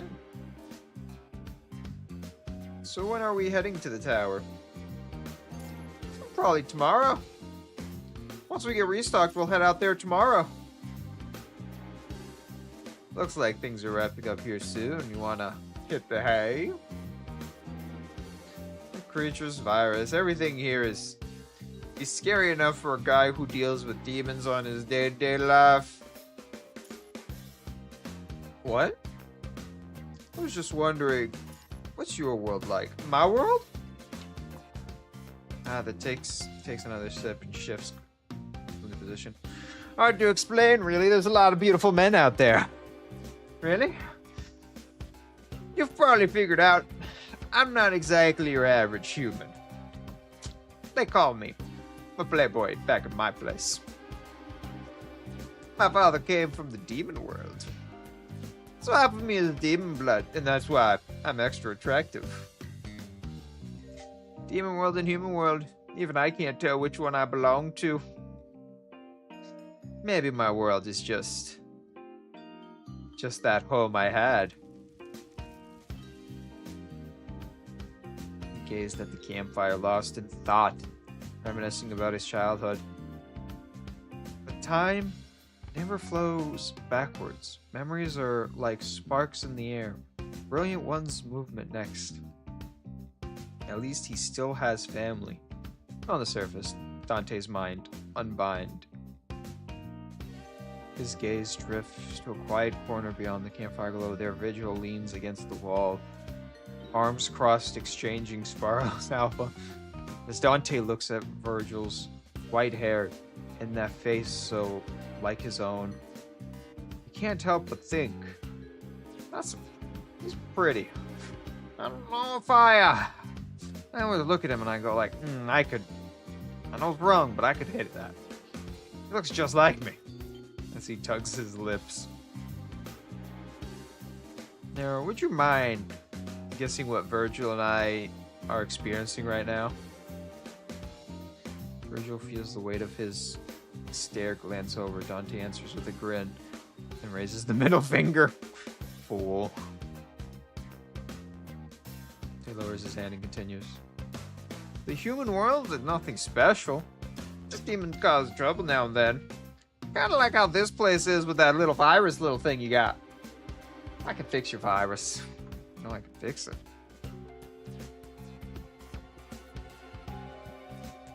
Oh, the demon world. That's I just heard a snort. That place is crawling with disgusting freaks like that one over there. Nothing worth talking about. What do you think of this world? Well, it's got some pretty looking people out here. You know, I'd like to create some little ones here, you know. I think this world is doomed, but I'll leave my seed. I've been here a couple days, you know what I mean? And yet, aren't you helping this world? Dante jerks his chin towards the campfire. People are sticking around. They got pizza here. Could be worse.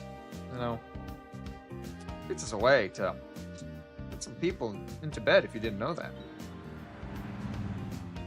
The sound of an approaching convoy echoes afar, adding to the town close clamor. Lee. These message chimes timely to him. The support force has arrived. Where's Lee? Is Lee not enjoying the party? Is he like...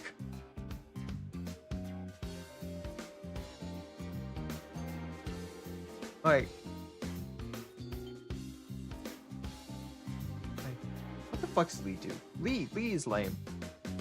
Looks like it's time for you to get to work. Sorry, we couldn't experience a beautiful night together. He raises his drink, bringing your conversation to a close. Since we're heading up to that tower tomorrow, make sure to get some good night rest. And if you really want to, you can come by my tent. Well, here's to tomorrow. To tomorrow! I don't know why.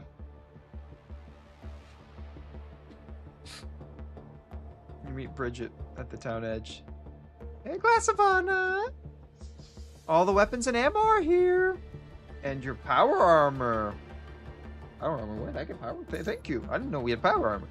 Just doing my job. And one more thing. Can I have some fire support to stay behind and guard this place? According to our intel, the creatures are trying to capture Lycra. The little girl? Mentioned in your report? Yeah, the mirror demon may have learned Lycra is here. With Dante away tomorrow and the town's defenses will be vulnerable. We need someone to stay back and take care of her. No problem. Leave it to me. I'll take good care of her.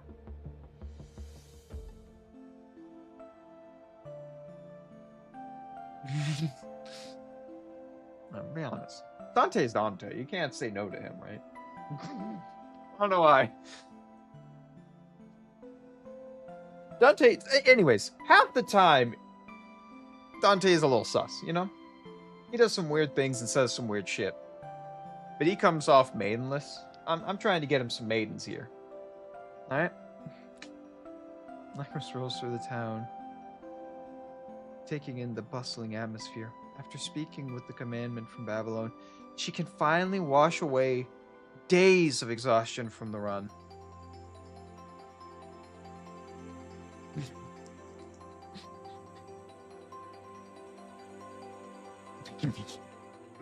Yeah, Come on, he's eternal.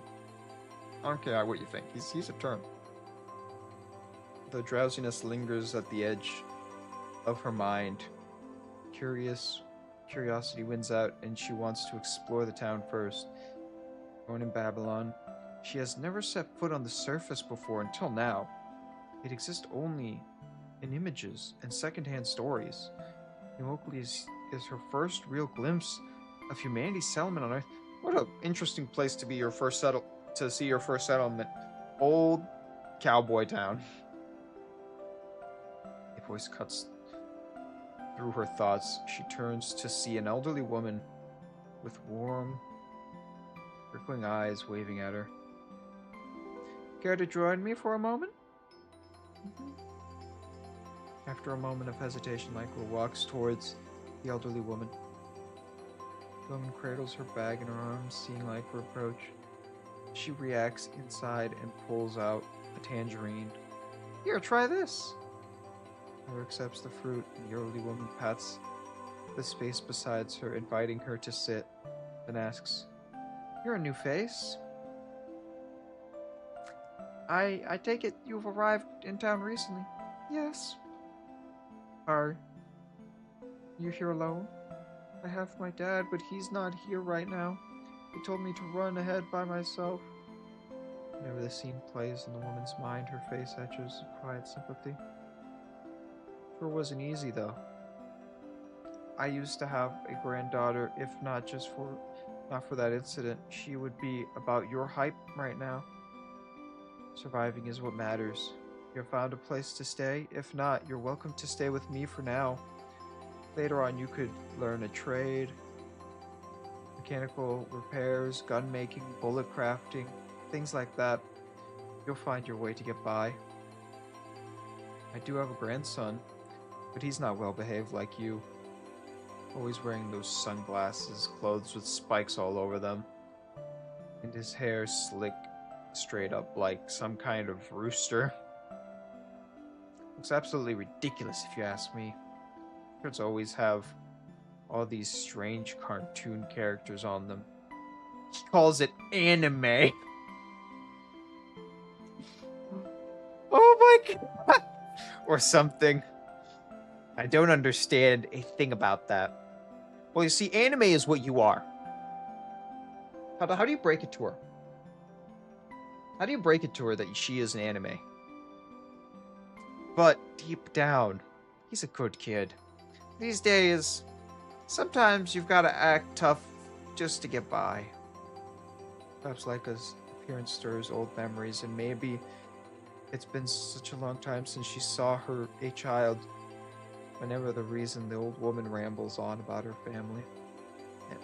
And don't let the mayor, Max, fool you with that big, burly look of his. He's a good man at heart. Quite a romantic, actually. You know, he's gotten me a couple times. Realizing she's been doing all this talking, she offers an apologetic smile. Oh dear, listening to me ramble on. Once I started talking, I just couldn't stop myself. It's okay, ma'am. I enjoy listening to you. Let's talk about you instead. Where did you live? Babylon? The elderly woman seems taken back by the answer. Her expression flickers with surprise, but she chooses not to pry any further. My dad is really good to me. He always says he just wants me to grow up safe and happy. He used to be very busy, but he used to bring me little gifts after work, and he taught me how to draw. He told me he wanted me to be a manga artist when he was younger, but life just got in the way. But then my mom got sick, and after that, Dad never really smiled again. The white hospital room flickered back into her memory, the most familiar place to her. Oh, and after that, words trail off, her smile dissolving in face of echoes. After that, the elderly woman assumes the girl is merely recognizing about something sad and moves to comfort her while suddenly, oh, and it flashes across Lycra's face. No, not just panic, something deeper, darker. Primal terror raising deep within her mind. Creatures crawling. It's a way of the abyss. It's seizing her heart, threatening to pull her under. Then her foot catches on a stone and she stumbles, but she barely regains the plane exists. Instead, she curls into herself on the ground, her expression hollowed yet with dread. What happened after that? She finds her memories like a faded canvas, blurry beyond recognition. How did I get to the tower? The person in the hospital bed, was it Mom or was it me? The unanswered question sends chills down her spine. The fear finally consumes her completely. Oh, now I'm really sad. Oh, that was so sad. All of them technically aren't anime.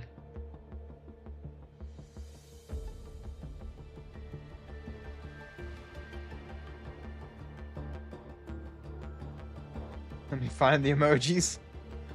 Well, you know, you can use your fancy emojis to arm me, but it's part of an anime game, so. I know it's technically not anime because it's like weird 3D something. But anime just means Japanese cartoon. Wait, is this Japanese? Or is this a Chinese game? I actually don't know. If it's Japanese, you know, Japanese. Technically, it counts. Oh no, this is okay. So technically it is not anime. Technically. Very technically. But it's drawn in anime style, a lot of it. It's weird. Even though anime comes from animation. And it's weird. I don't like words. Yeah, anime has kind of become a style, no longer just meaning a specific area. So, it's kind of become a style more. He's short while early. Before meeting with the human commandments, Dante found Vigil. How'd you get here? I have no explanation. I simply appeared in midair without cause. Just like me. Strokes his chin, eyeing Yamato in Virgil's hand. Can you use Yamato to open a portal back? Portals aren't stable in this place. Looks like we'll have to rely on those Babylon folks for now. Also, that little girl. I've sensed it as well. That was it. I started talking when I could have finished this in like 3 seconds. Wait! Wait! Wait, did you see that?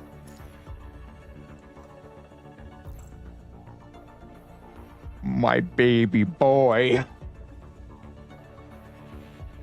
I'm gonna lock you in a cage, Dante.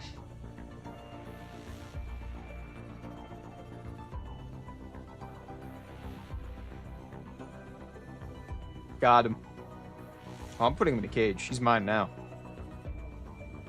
He's gonna be the next character I build now. Well, no, I'm gonna finish building her first, and then it'll be Dante. Dante is right after her. 出色的巧思。 I have a list of which characters will be leveled in which order.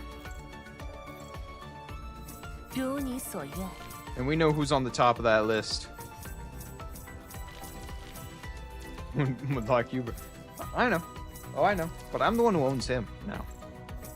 The game allows me to own him. Shouldn't have given me this power game. I'm gonna abuse. Oh, I wasted everything. That's fine. Missions claim all. Oh, dorm. Oh, they finished their chores. Look, look at them. They finished all their chores. I am gonna finish the story, but let's No, how do I do the...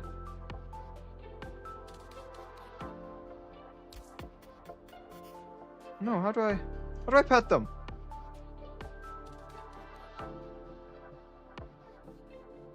Oh, pats. I just couldn't see it on her. Yay! Come on. Yeah.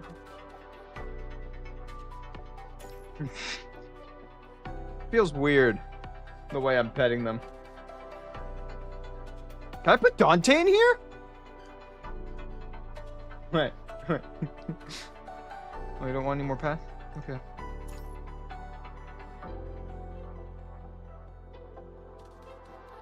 Yeah. You get one more? I think we could do it 3 times to everyone.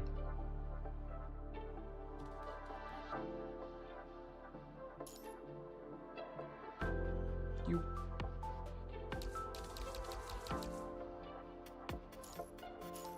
Okay. Can I? Wait, no, I need to know now.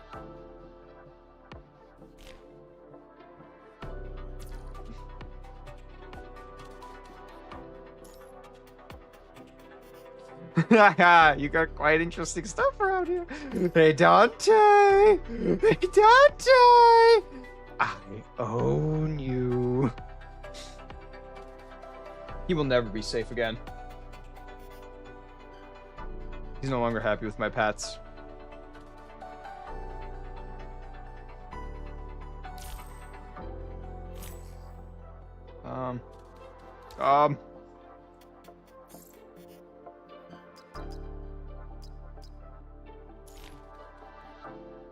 Is that enough to buy this? If bull, oh my god, you suck, game. Blue balling me in the worst ways.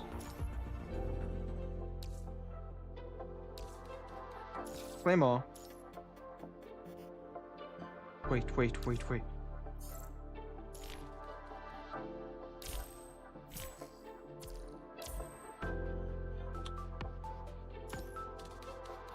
Right, so we'll switch we'll switch back this area, right? And then we'll put we'll get Dante. And I need one more. This is the one? Yay.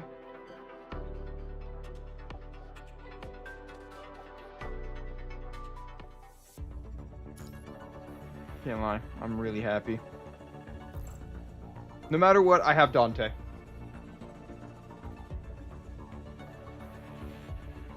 We did it. All right, let's finish this storyline.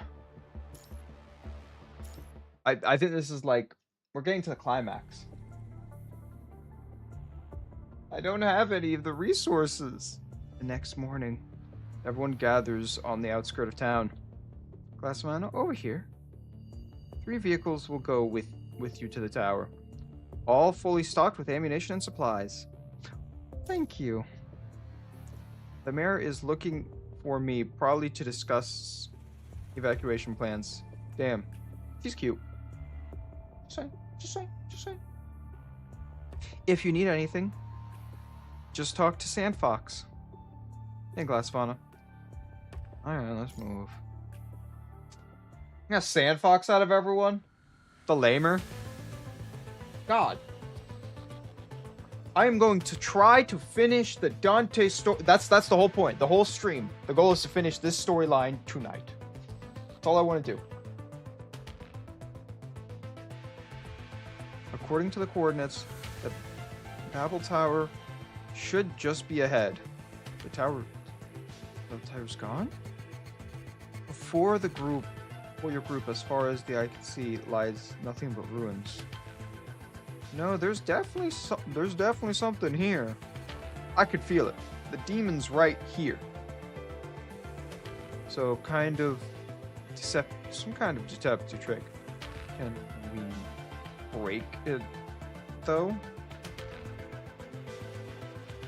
That's what the virus. Concentration ahead is indeed slightly higher than the surrounding area, but it seems mild. Still within normal levels. Really?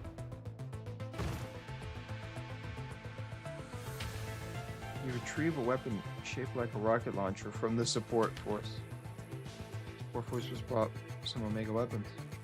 According to Alpha's previous injection, the Mirror Demon may already have an agent-level enemy. Perhaps worth attempting to use Omega weapons against it. Oh, I just shoot a rocket at it. Quick. Warhead propels through the air before detonating with a deafening blast as it collides with an invisible wall. Yep. Dude, he's a mirror demon, right? So he creates, like, illusions. It's like having an illusionist wizard on your D&D party, you know? It's what they do. They make fake images. Or they hide things with fake images. When the smoke dissipates, a jagged rupture, being suspended in midair, its edges wrapped around light around it. So that's its game. Hiding behind mirrors? No wonder it's called the Mirror Demon. Ugly shit. Let's hit it with a few more of those things. Copy. Had to call me ugly. That was kind of mean. Support force member brings out their remaining Omega weapon launchers, multiple warheads simultaneously. Shit. After this explosion, the opening widens enough for a vehicle to pass through, revealing the full view of the tower. Oh my god, that tower looks so epic. Why hide this?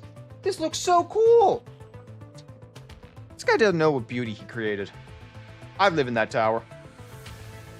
Anyone else live in that tower? Anyone else want to live in that tower? Like, I'm totally fully down to live in that tower. It is such a cool tower. I can't even lie. It is a cool-ass tower.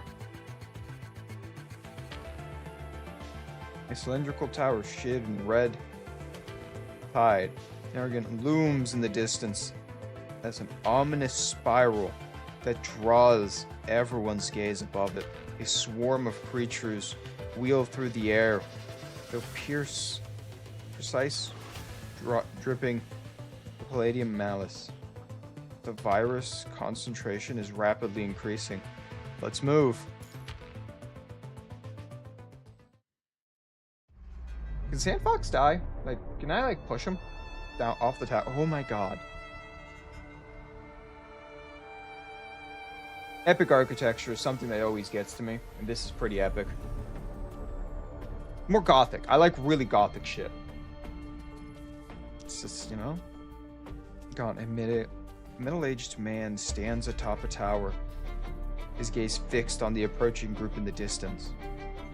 People from Babylon? Among the group of constructs, two white-haired men in long coats stand conspicuously apart. 6 feet apart because they're not gay. Are they the sons of Sparta? I should have known that other demons would also come to this world. Its eyes narrow slightly as it recalls the sight of the two sons locked in battle within the demon world. Back then it was just a nameless demon among Hell's legions, but now it has claimed power beyond its form. But it's too late now. Even the sons of Sparta? God, I always forget how to say his name. Can't stop the power of the demons merging with the Ascension Network.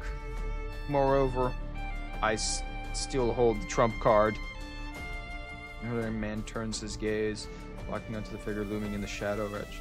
Forum of deep-seeping darkness, white hair, blue coat, and a face identical to Vigil's. A being forged from memory of the Red Tide. Ha!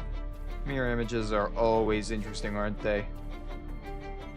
Thomas, who can no longer be called a human, waves its hand in a gentle motion, and its command. The swarm of creatures surge through the air forward. writhing with a tide descending upon the distant group. Kill them all. Leave no survivors. Having done all this, the man stands motionless, savoring the immediate battle, eagerly awaiting the coming siphon of agony. Screams, the creature's shriek. Yet deep within, a flicker of consciousness still struggles. Its feeble resistance irritates me. Silence, human! Your will is utterly powerless against my power. The next moment, a spitting image glances through the head. Its body crumbles to the ground with a twisted face of agony, tears splitting over. I have to say Lycra. Just as quickly as the anguish fades, replaced once again by the mask of malice. Yes, Lycra, you reminded me. I'll send out some creatures to track her down. I'll bring her back so this body can end it once and for all.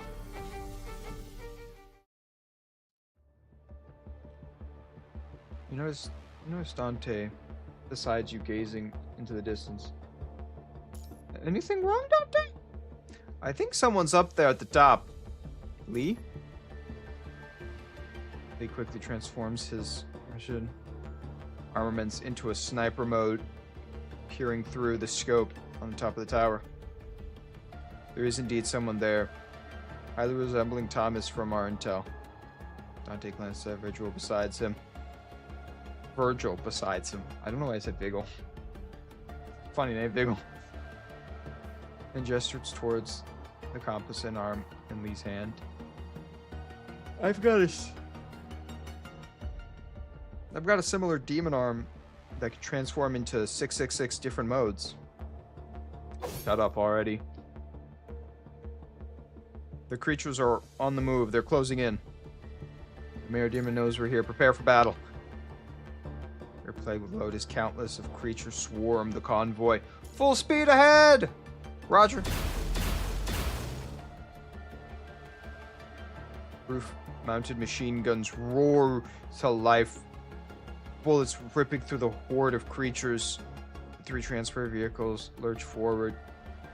Tires grinding through the gore and shattered limbs as they fight for every inch of the ground. As the hetero creatures grow in number, Ray Raven leaps into fray to begin eliminating the enemies. The battle rages on, and now your group has covered half the distance to the tower. We can't keep this up. We're running low on ammo. This is as far as we can go. 3 vehicles grind to a halt, immobilized. Endless waves of creatures swarm towards you, cutting off any path to the tower. Support force, can you evaluate for me? You turn to look at your companions slash through the horde and shout. Everyone else prepare to break through. We need a path. Lee, get ready for maximum output.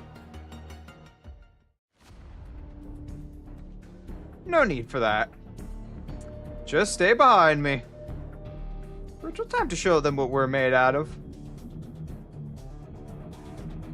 You don't get to order me around. They're not 6 feet apart. Piercing winds howl, blowing through their coats as Dante and Virgil stand side by side, unshaken. I know I'm enough to handle this situation. I'm not letting you have all the fun to yourself. Try to keep up if you can. I won't wait for you. Feeling confident, huh? Let's see who makes it to the tower gates first. Red and blue particles intertwine, spiraling around the 2 half-demons. Then a powerful shockwave explodes onward, hurling creatures back line like ragdolls. Their human appearance vanishes without a trace, giving way to devilish forms as if straight from the depths of hell. Where those sheaths his sword as blue spherical domains envelop the space around him. I will cut through everything. His judgment cut ends is unleashed. Countless slashes brave through the air, leaving only Dante untouched. Each blade mark twisting space itself, shattering fractured glass, tearing apart every creature within its domain. Now I lead by 1. I haven't even started yet. The 2 half-demons charge towards the tower, simultaneously tearing through the remaining creatures with relentless speed. Stay close to them! Imagine chasing these 2.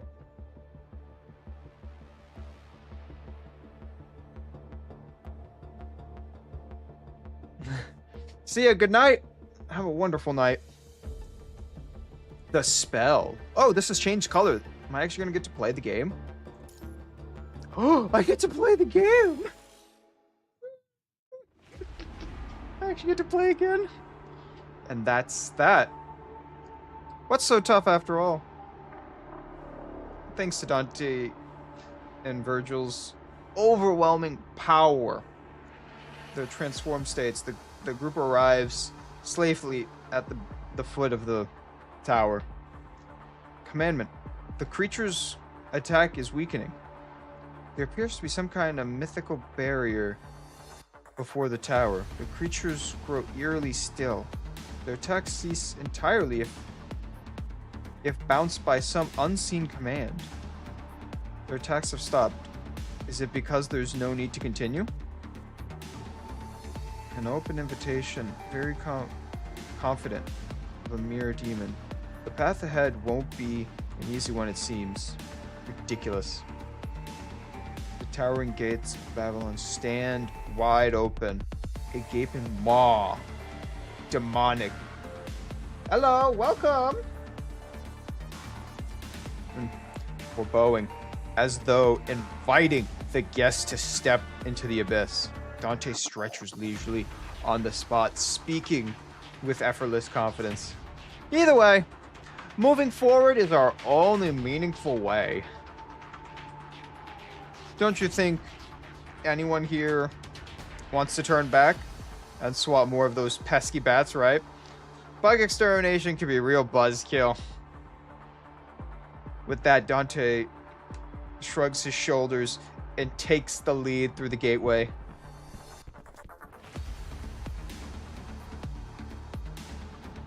Top of the tower. Did we just walk up the tower? Dude, that was a tall-ass tower. The mirror demon, now in full control of Thomas's body, watches coldly as the team steps into the domain. Ordinary creatures can only achieve so far as I expected. However, a special surprise awaits you next. Enjoy. By the time you reach the top, how much strength will you have left to face me?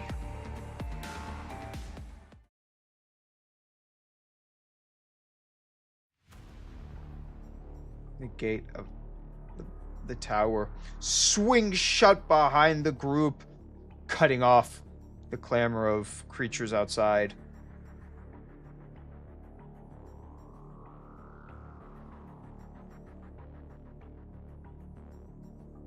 At the last sliver of daylight vanishes, the interior is left in near darkness, illuminated only by the eric flick of candlelight and the dim-colored, glow-arched stained glass windows.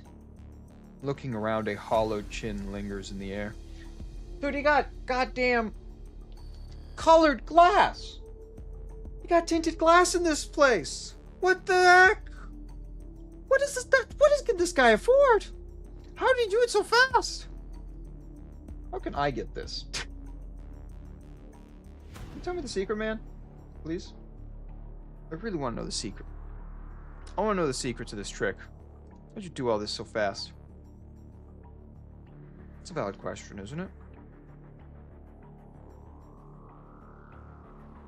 Gotta say, the owner of this tower really went all out in the decor. See? Dante gets it. Dante gets it. The tower's vast. Circular chamber stretches before you. Its perimeter lined with identical curves, doorways spaced at even intervals. There is no visible path upward. These doors, do we need to investigate them one by one? The path upward must be behind one of these doors. Then let's bust them all open. Dante casually opening a door beside him. Hey! The air suddenly falls silent. Bullets are chambered, blades unsheathed, and the team's vigilance reaches its peak at this moment. Even Dante catches himself realizing his earlier actions were quite rash.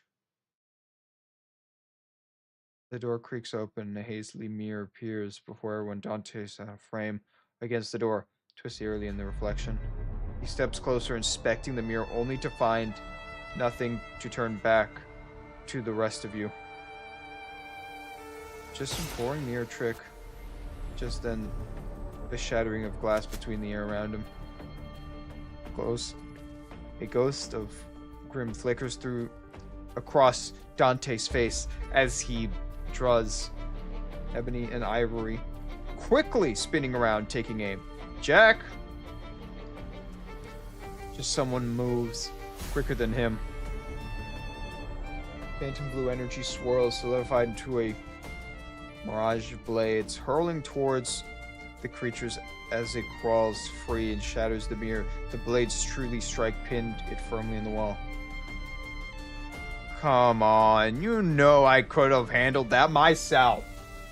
I've handled many things before by myself. I didn't need you here. What does that mean? What? Are you sad that you're a virgin and I'm not? Is that what you're saying? Huh? I simply don't want to hear words from you. See? Called it. The next line was so good. Okay. That word. Is that some kind of magical spell? At these words, Alpha, in the distance, can't help but cast a curious glance at the Dante and Vigil. I'm actually curious about that too. Listen, guys. You got it all wrong. These are no magical spells like that. The half-demon brothers have already demonstrated various extraordinary abilities. I've been meaning to ask about your transformation. Oh, that? I can show you in a better light later. You know, that's our sin devil trigger form. After all, Virgil and I are half demons, you know. The group continues to open doors one by one, eliminating any creatures that appear behind them, while communicating until an upward staircase is finally found. Commandment, it's here. Just then, Virgil steps in front of Liv. Back up, something's wrong. This warning comes not a second too soon. Blood-curdling howl rips through the air, and a blur of black shadows explodes from the curving staircase, lunging over with a terrifying speed. Fire!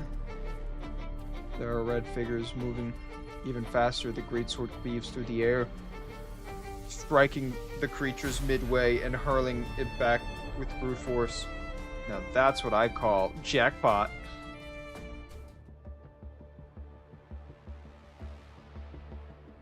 Hey, that's the Iron Maiden. I'm gonna play with you. You're gonna play with me. I'm gonna play with you, Dante. You let me own you. Well, I don't know why, but I feel like this is the right one. Oh.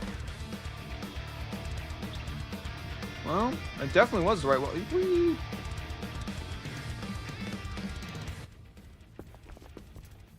Oh, dang, look at the squad. They keep closing these doors on me.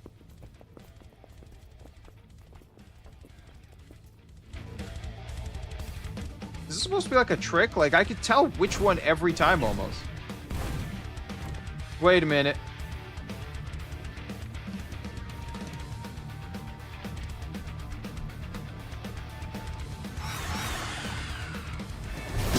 the fun begins. Oh. Bastards. Hell yeah! Finish. It's showtime. Don't worry, bats. I'm gonna rain hell on you right now. I don't know why this is so much fun. Just an unending meteor strike. Now that they're weakened. Hell yeah!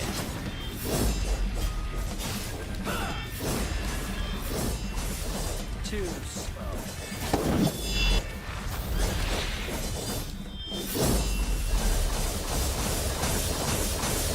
Too slow.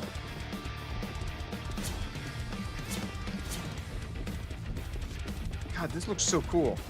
I don't know why. The demon transformations are awesome. Haha, piece. What is that thing? What is that? Why do I feel like I'm gonna die to it? What is this? Oh, there it was. Go to hell. Not bad. Uh-oh. Go to hell. Not bad. Oh my god. Go to hell. Nah, bitch. Okay.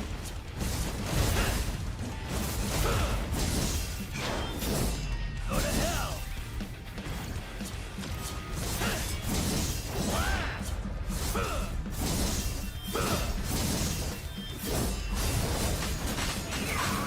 Now the fun begins. Nah, buddy.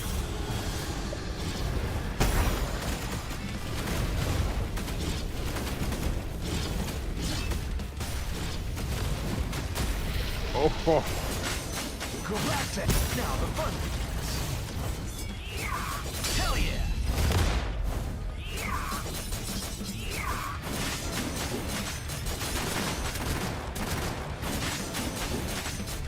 Go back to hell!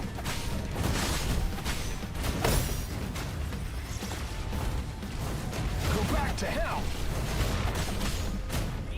Let me it's showtime! Hell yeah! Yes!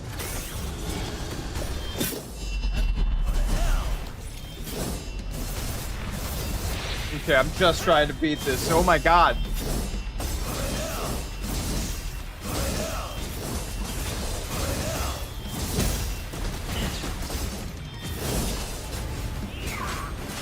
Hell yeah! Got him! What'd I guess? What's my grade? What's my grade? S. Not SS, not triple S, just normal basic S. That's the last one. Pew. Those bats are such a pain to deal with. Sandfox holster his gun, watching out in the distance of the creature's plume at the ground. After escorting Glassavania's group into the tower, the support force began their return journey. I don't want you to be alive. Someone eat him. Can I pay the enemy to eat him? Lizard, take inventory on our supplies. You don't have to tell me twice, I'm already on it. They lost contact with Glassavana's group after they entered the tower. I wonder if everyone is okay. No. I'm mentally never going to be okay. They've got it. Not our job to... What are you stuttering all of a sudden? Those bats are back! A fucking swarm of them! Firewall flood! That fucking battle now! That fucking battle! Go! Go! I like how they censored it too. I wonder why they censored it. You know? There must be a reason why they did it. I just don't know the reason. In the distance, a swarm of black specks emerge from the direction of Babylon Tower, coalescing into a sea sweeping dark cloud that devours the sky, the horde of creatures surges towards the convoy in an unstoppable tide.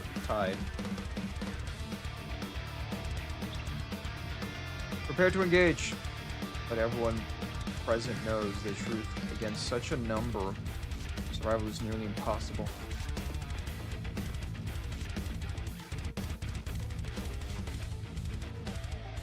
Yet, the shadow looms closer and the bullets tear through the swarm. The support fire members begin to notice something's off. They're all mirrors. They're not coming after us. It sweeps past the convoy, flying straight towards the horizon. The direction is New Oakley. Contact the boss now.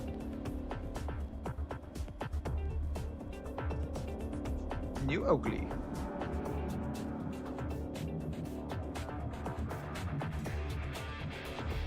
Quickly leave anything that's not important. Elder, children, and non-combatants. Get into cars first. Where are the other task force members? Mayor Max watches the townspeople evacuate in panic. Oh, deep fury. I hope there's still time for everyone.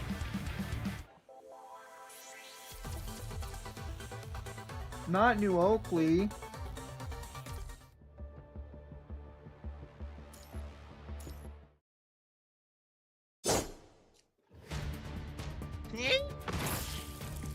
Creature collapses on the ground of high, slowly fading away. Without so much as a glance at a foe, Virgil flicks D'Amato to clear the creature's blood before smoothly sheathing his blade. You need to rest, Glassvana? I haven't done anything. I've been watching you do all the work. This is the 20th. Okay, I walked up 20 flights of stairs. Okay, I'm winded. This is 24. Based on my early observation, the tower's height from the distance, we've now reached the halfway point. Oh my god, there's 2 doors left. Let's clear this one first, go.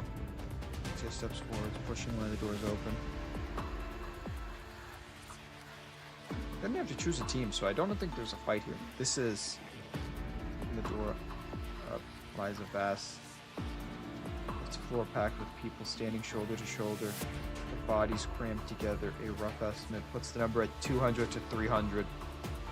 Doors open, the crowd recoils in kinetic waves, scrambling backwards. Only when the eyes adjust and they recognize the figure in the doorway, their cries erupt.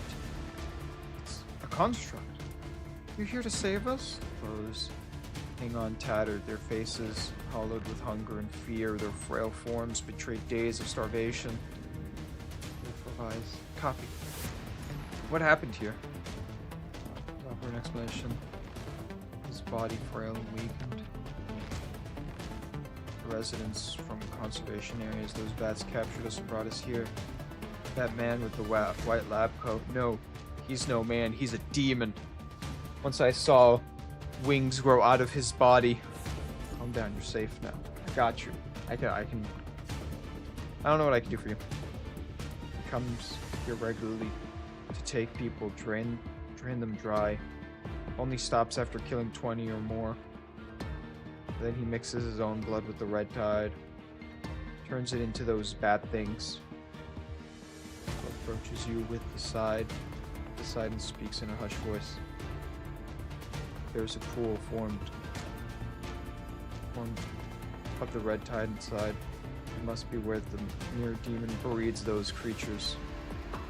No wonder these bats stink like demons. Just barely holding on, most are showing symptoms of the virus infection. I'm going without serum injections for too long. They need to return to the conservation area for treatment. But how the fuck do they leave here? We should leave them behind. We can't battle the mirror demon while escorting all these people. Emperors fall silent, realizing upcoming conversation will determine their fate. Hundreds of pairs of eyes are fixed on you. The young child, overwhelmed with heavy silence, lets a choke sob, only for the mother to swirly clamp over the child's mouth. I'll leave you to the evacuation. Dante, Virgil, Alpha, and I will press forward upstairs. Commandment. Amongst demons, Dante and Virgil are indispensable. Given the Ascendant's connection, we'll need Alpha too. If you need to provide treatment to the evacuees, understood. We establish recon and evaluate the routes. Roger that. Lucy? Liv can't keep all the evacuees protected. I need you to lead Grey Raven on this mission. Oh, Roger. Damn. I took commandment. Take care of yourself. I will. Let's go, Glass of Honor. You're Dante. I'm coming with you. I made this plan specifically that I could be with you. As everyone turns to leave, Lucia calls out to Alpha. Alpha, what is it? Can I trust you? The girl's gaze fixes on Alpha, unwavering. Since when did we become this close? I know what you're going to say. This time I'll allow it. And I'll leave the command in your care. Alright. Satisfied with Alpha's agreement, Lucia turns and walks away. New Oakley. The creature's assault has been ongoing for some time. And finds Lucia hiding in a corner. And together they head towards the convoy. Why are you hiding here? I'll take you to the convoy. The captain of the support force from Babylon is looking for you. On the way, she sees a young man carrying an elderly woman from last night towards the convoy. The two of them argue as they go. Oh my god, this is the son?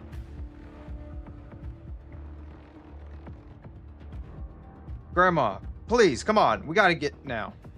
Put me down. I'm not leaving. What does it matter if these old bones die anyways? Let those young folks leave as they want. If you stay, you will too. With those words spoken, the elderly woman finally stops argument.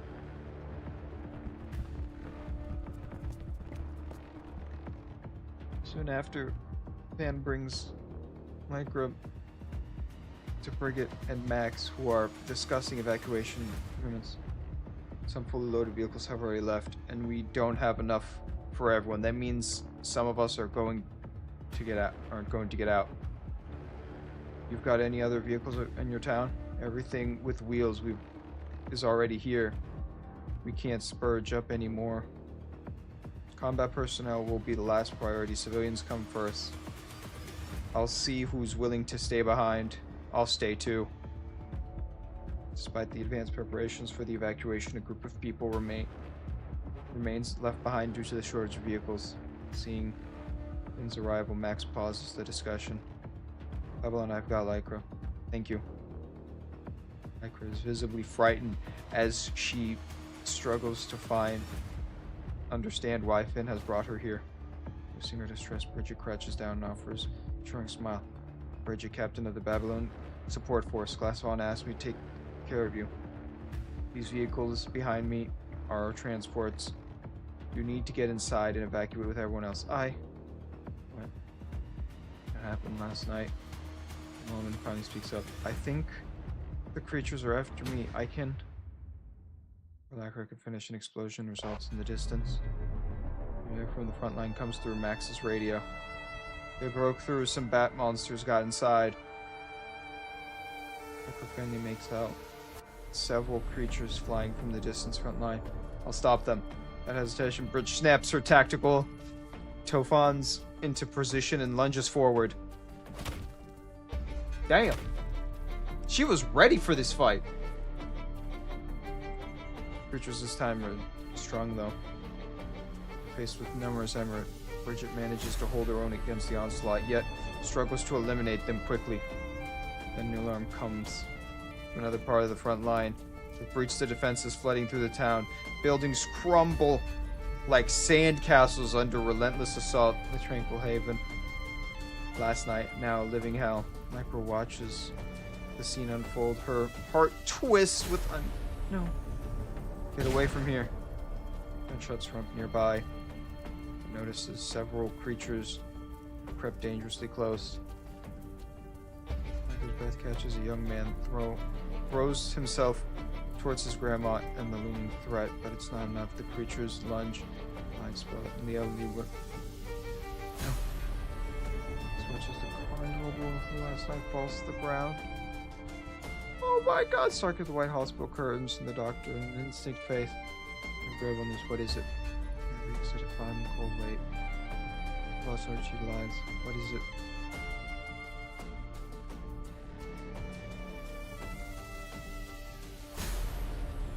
Trembling hand, middle-aged person enters view. Starts trying to cover. Had a furious roar, finding light around her. What? This town suddenly erupts, two creatures freezing midair, as if someone pressed the pause button. But the moment lasts only a brief second before the creatures begin relentless once again towards her. The shadow of death looms again. The next moment, thunder roars like lightning flashing across the sky, gleaming rev blades slice through the air, severing the creature's wings with precision. Looks like we came just in time. Are you alright, ma'am? The young man helps the older woman to her feet with a smile. Bridget, who rushes back to the scene, so a sigh of relief. Finally, in the distance, a transport vehicle slowly comes to a halt as several figures step out. Playing the hero again. Liam, reinforcements front lines.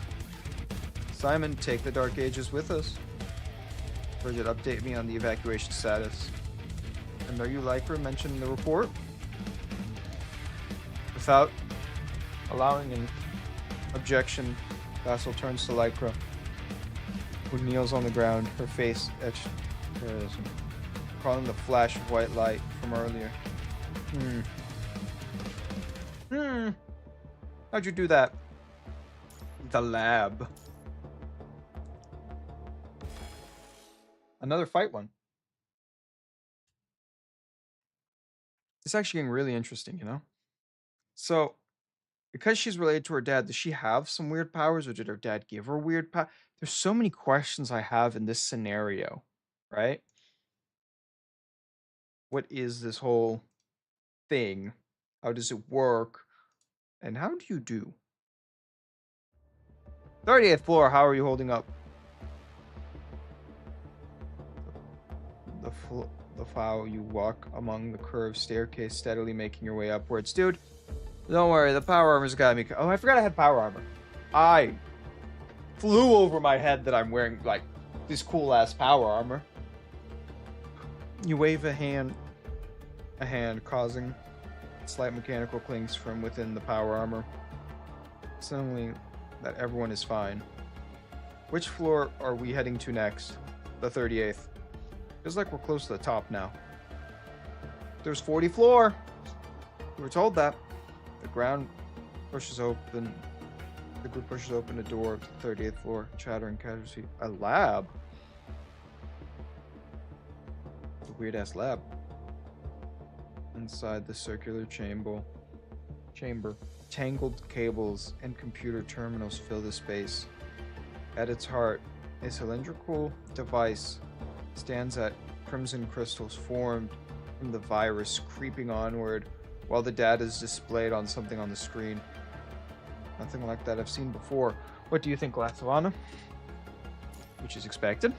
Based on the intel you gathered, Thomas was conducting space-time research which would require a dedicated facility. The mirror demon isn't likely to change its lair, so this tower is most likely a construct made by modifying the original laboratory. This is where Thomas conducted his experiments.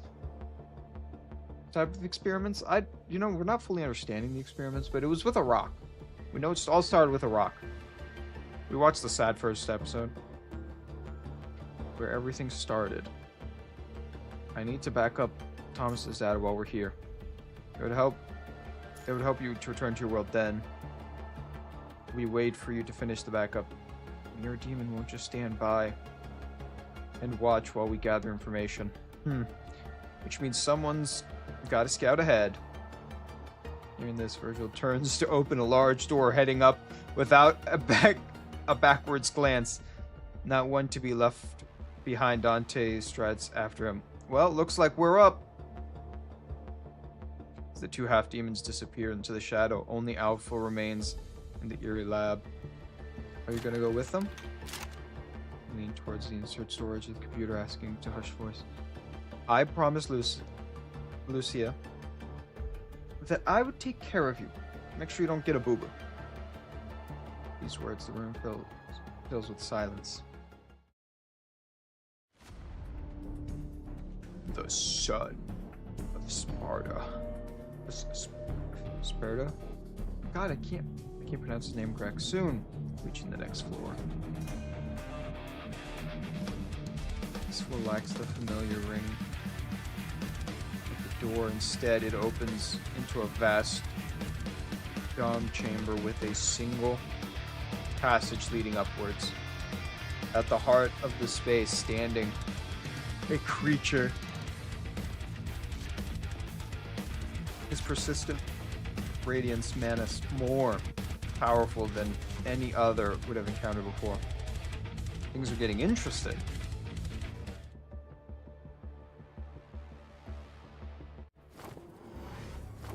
Oh, what? Oh! Oh, no, man! No! Oh! Bone Eater! God, it looks like you're trying to, like... Oh, there's something wrong with you. I don't like this guy. I don't know what it is about him.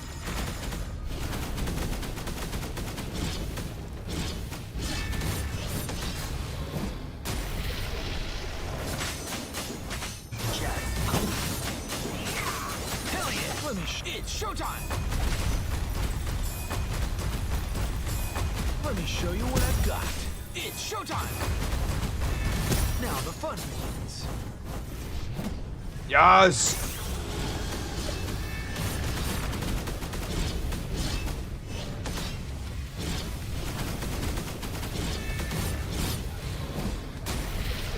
Okay, we're almost halfway through this battle. Go back to hell! I don't like this creature. Go to hell! Go to hell! Too slow. Go to hell! Too slow. Go to hell! Oh, You shall die. yes! Come on. Not All right. bad. Go to hell! It's over. Go to hell! Go to hell! Not bad. Too slow. This Ow. is All right.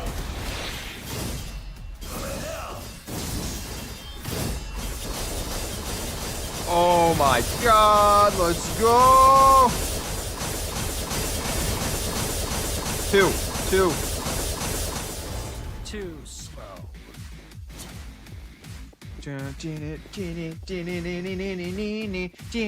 Oh my God! Do I gotta walk up this whole staircase? Oh boy! Oh my God! This view is so funny.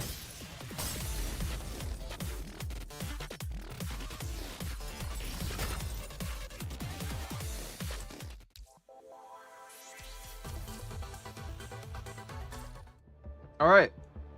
Memory? Yeah. Oh, I forgot. We have like 3 or 4 groups? 5 groups? 5 separate groups now. We have to like remember. Hey, how's the situation on your end? Pretty much wiped them all out. Now we're just clearing up the battlefield. Jeez, those bats have gone completely nuts. Over 2 damn hours. Last attack was barely over an hour. They sure have. If the people from Babylon hadn't come when they did, we'd probably be done this time. Have you heard about it? What is it? That white light just now was made to freeze the bats. Just by some new type of flash grenade design from the creatures, right? I heard it was a little girl. She controlled those bats with that white light. You've got to be kidding me! Many people witnessed a strange sight caused by Lycra earlier, and already rumors have begun to spread now that Now and then, someone would glance at her with eyes sharp with curiosity. Bridget finally catches a free moment, approaches Lycra with softness in her voice, trying to make herself gentle. Come with me, Lycra. She takes Lycra's hand and leads her to a nearby room. Go follow Bridget, lead in a daze, her mind filled with fragmented memories. She's having PTSD live. Live and in charge. The razor sharp fragments of the memory reappear. The rush to the cost of reality with the waves. A man in a white lab coat approaches quietly, his movements stiff, his words trapped in his throat. I heard about what happened. Everyone in the project team is worried about you. The department has approved some time off for you. You can come back once you're feeling better. Sorry, I shouldn't keep talking about this at work. Take some rest. Blank. Take some rest. Redacted, sorry, redacted. Says nothing, turning instead towards a memorial altar in the living room. Leave long green black and white photographs. Outside, the doorbell rings a few times before falling silent. Then comes the soft click of the door unlocking and fingerprint readers granting entry. Sorry to come uninvited. I just wanted to make sure my friend was safe. It's been 3 months. It's time to... Can you hear me, Lycra? Question pulls Lycra back into reality. She glances around, looking at her surroundings. She's indoor now, Bridget beside her, the one who led her inside. At the center of the room, a woman with commanding presence sits at the table, while next to her is a frail-looking man. I'm Vanessa, the Egret commander from Babylon. And this is Simon. Not many people respect him, but he's the Dark Ares commandant. Looks like you're capable of communication now. Give me the details about the white light from before. What connection do you have with the creatures? Like her face still shows traces of disorderment. I'm not really sure. As the gazes locks onto Lycra, her face unreadable. For so long, what Lycra can't help but feel an intense interrogation coming next. Vanessa simply pulls out a terminal and activates a comm projection, revealing the figure of a man materializing from the device. Continue with your report, Asmo. In front of Lycra. No objections to that? I've checked the Science Council record and found information on Thomas Hell. Thomas Hell is a former member of the Student Council. Science Council! Section 2. Under the mentorship of Miss Valentine. According to the records, Thomas's wife died of a genetic disease several years ago. His wife's death, his daughter Lycra, also died from the same disease at age 14. Pristine white curtains of the hospital room resurface in her mind, accompanied by searing headaches. Her hearing. Her earlier confession slowly crystallized into clarity as it hazed into a memory to focus. The person in the hospital bed, was it me or Mom? It was her mom and also herself. Damn. Beneath the blood-stained white sheets, something lies. Of course, it's me. Lycra. Take some time, Thomas. Take some rest. Thomas left the Science Council afterwards and went missing for two years. She can no longer catch the man's reported transmission. Her memories began to resurface, pulling Lycra back to where everything started. Crimson alarm shrieked through the laboratory as Thomas awakened from unconsciousness. Finds his body sprawling on the floor. As he fights to piece together the last moment of the shrieking knife. Days only blur fragments.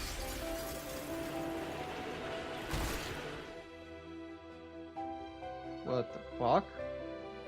They're fucking with me, Space Splintered. Like glass defying an explosion, and then a demon emerges from the fragment in space. The demon is grievously wounded from its former nearly obliterated, and what's left is gradually dispented. A mirror slips from the demon's body, cracking down to the middle.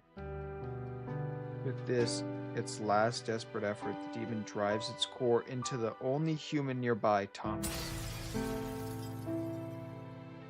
The instant the mirror touches him, it erupts into two pieces, one half shattered to the ground. Thomas's body, ravaged by the explosion impact, is equally in critical condition. Darkness creeps his fading mind, conjuring one final thought, his daughter. And then amid the blinding flash of white light, while the mirror shatters, transforming into like... Oh. So is she real or not? I remember now. I am a demon born from my father's obsession. That's what I thought. The mere demon's true form is the mirror inside its body. It shattered into pieces, and when it came to this world, one piece holds the mirror demon's consciousness, which possessed my father. The other half is me. Now that's unexpected. To be honest, I never expected things would turn out this way. Things are getting complicated. What should we do now? Let's wait until Glass Island returns from the tower. I recall the commandments mentioned to expert who handles these types of situations in a report. Yeah, I handle the weird, freaky shit. They give me a whip for that. They give me a Nerf gun and a whip. The whip is real. I don't know what kind of weapons they wanted to give me. Irons and revolvers flashing right. I need to go to the tower. No, that's not the time for... You don't understand. There's a connection between the two mirror shards. As long as I exist, the other half of the mirror won't disappear. Which means the mirror demon can't be defeated. That's why I need to go to the tower to see my father. To have a private discussion. Outside waking up. Okay. Crimson leaves the room as the wooden door creaks behind her and hushes. I don't agree with letting her go to the tower. But she mentioned that the connection between the two mirrors. If our goal is to defeat the mirror demon, sending her to the tower is an essential. It's the only way to do it. Then. That's just That's just her thought. We don't know if it's true. She's a little girl.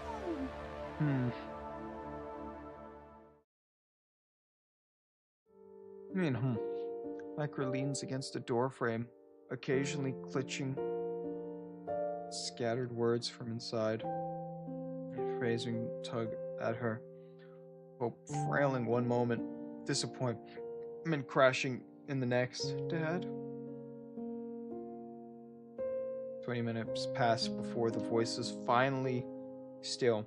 Micro realizes that a decision has been made. The door keeps open for. You can go as you wish. Bridget will take you to the tower. Go, Bridget!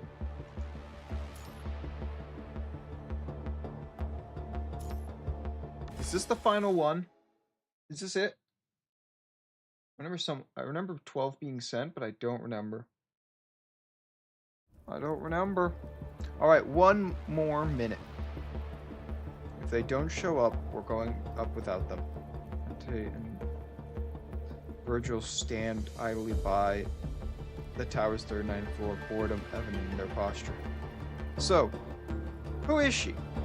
What? Oh, come on, you know, that woman. Nero's mom?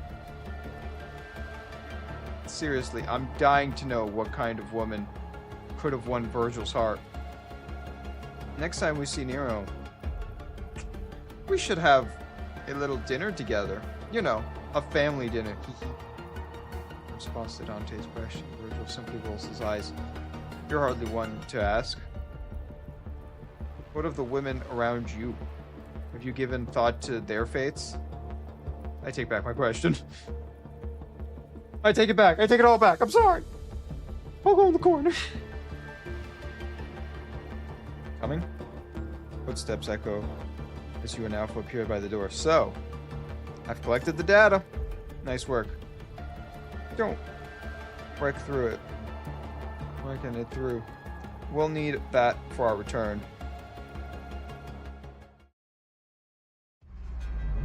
The structure of the 39th floor diverges from previous ones. Gone are the multiple doors, instead a single door. Long staircase step beyond the open area.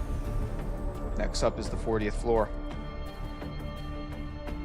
Oh, this looks so cool! You all move towards cautiously. Ahead of you stands the eminence figure of Thomas, waiting in silence. Looks like we've made it to the top.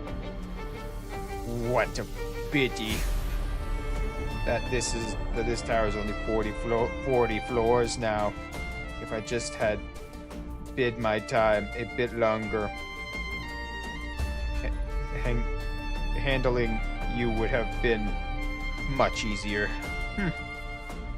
Your little games end here now. Games? You dare call it games? Hardly worth being called games. Just a futile thrashing of a pest. Oh, let me see.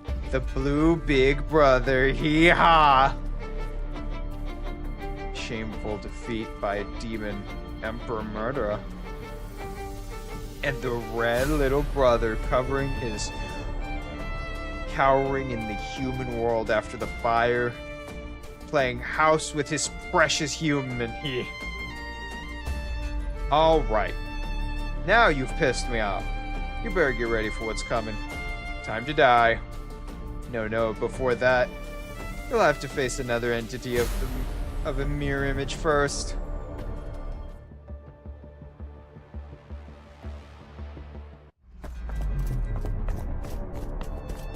Damn.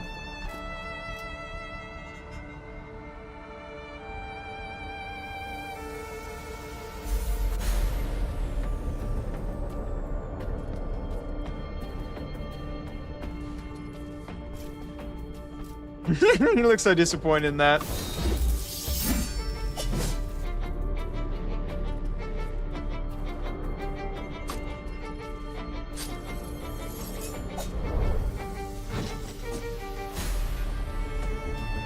It's a 1v3. And one of them is the exact same guy. That's not a fair fight.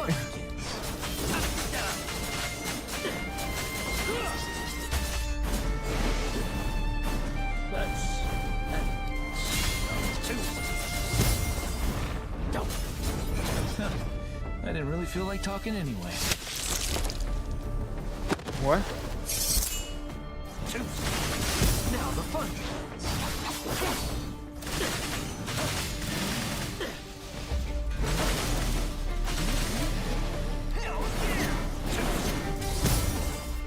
Okay.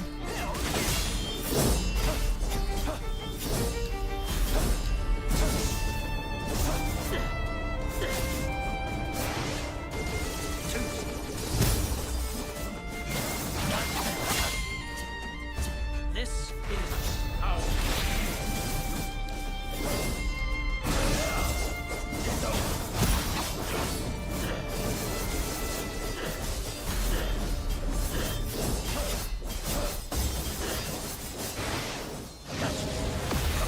Oh, he did the transformation thing that, oh.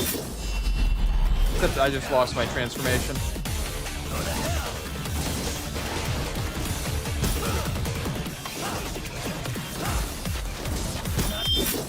Oh my god. $69, nice.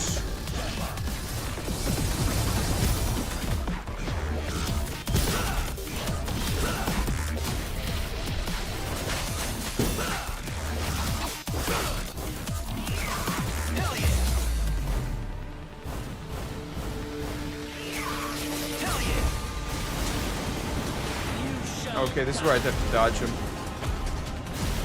I've done the, like, practice fight of this already, you know?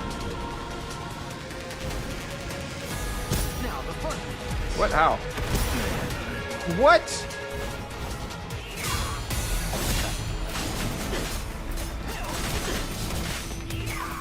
Hell yeah! Go back to hell!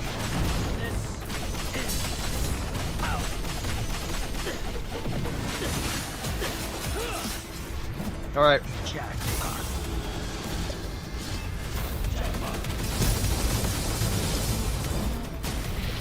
Now the fun.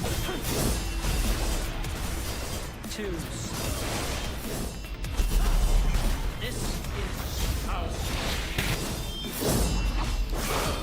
you shall. Oh, we got him. I don't know if we're gonna get him actually.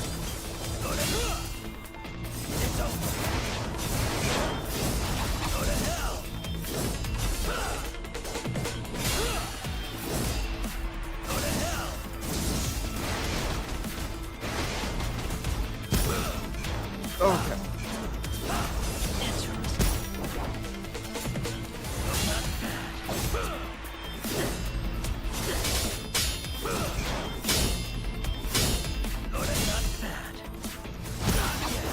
Oh shit.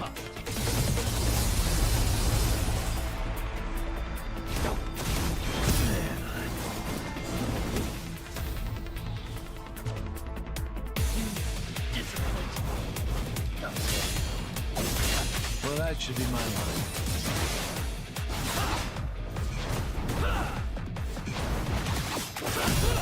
It is really hard to keep track of everything right now.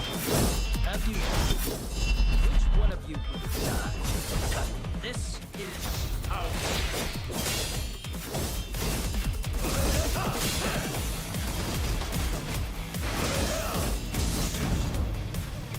Oh my god, but this dude, this is actually like getting my ass kicked.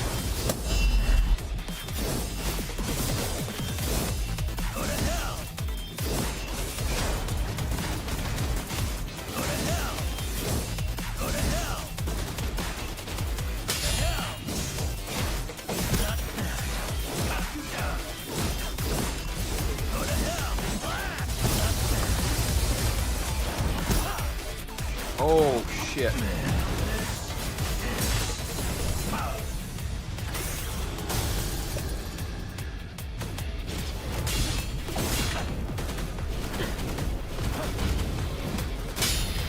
Oh, got him. Oh my god. We almost died there. Dante was low.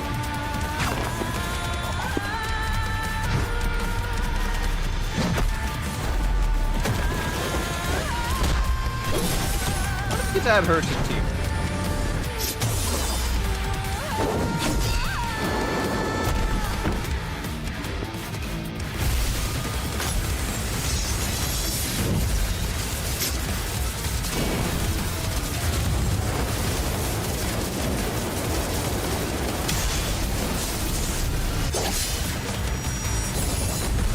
No Dante?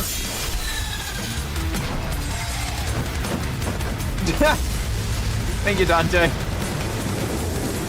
That's why you're the cute one.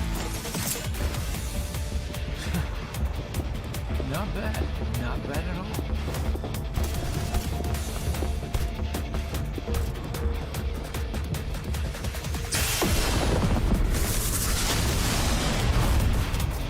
Oh!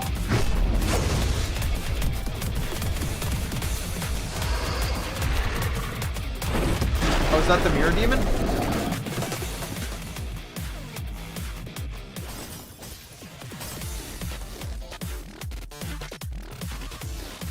Is it 14?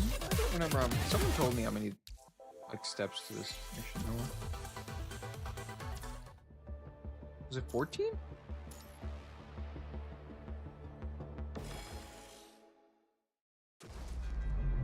Smoke swirls through the air, and the form of Edepin looms. The mass with the mirror demon's wings flurry back.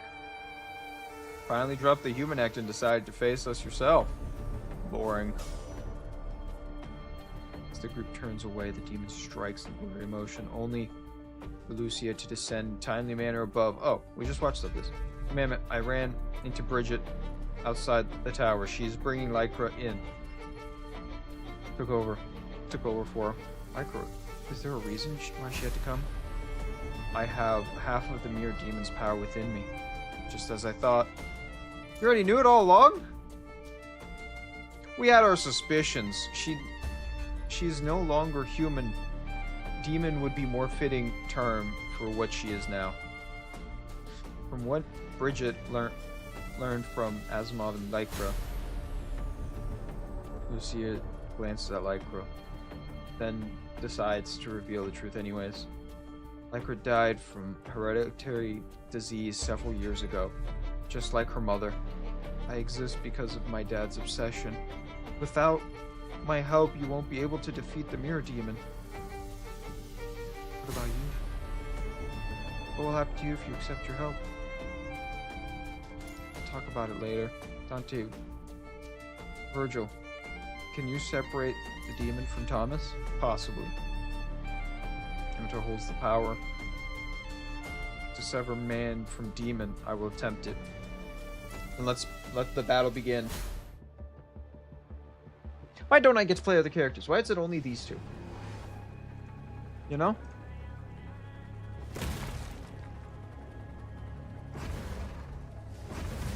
The Mirror Demon looks so silly.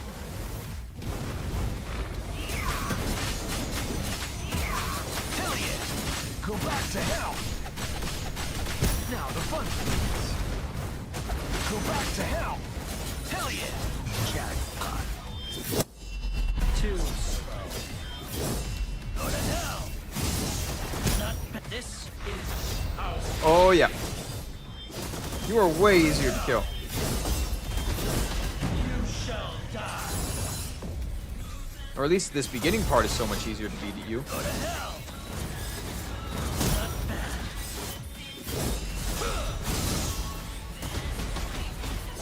Go to hell. Too slow. Go to hell. What is it doing? Getting its ass beat by me?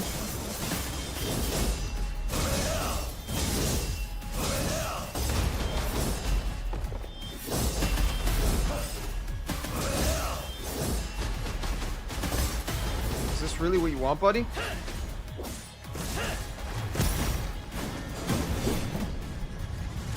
Oh. Oh yeah, this is way easier. Look at this.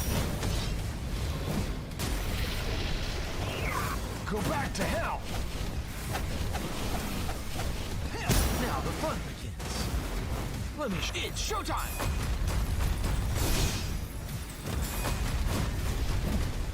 Oh yeah. Only a 13, buddy?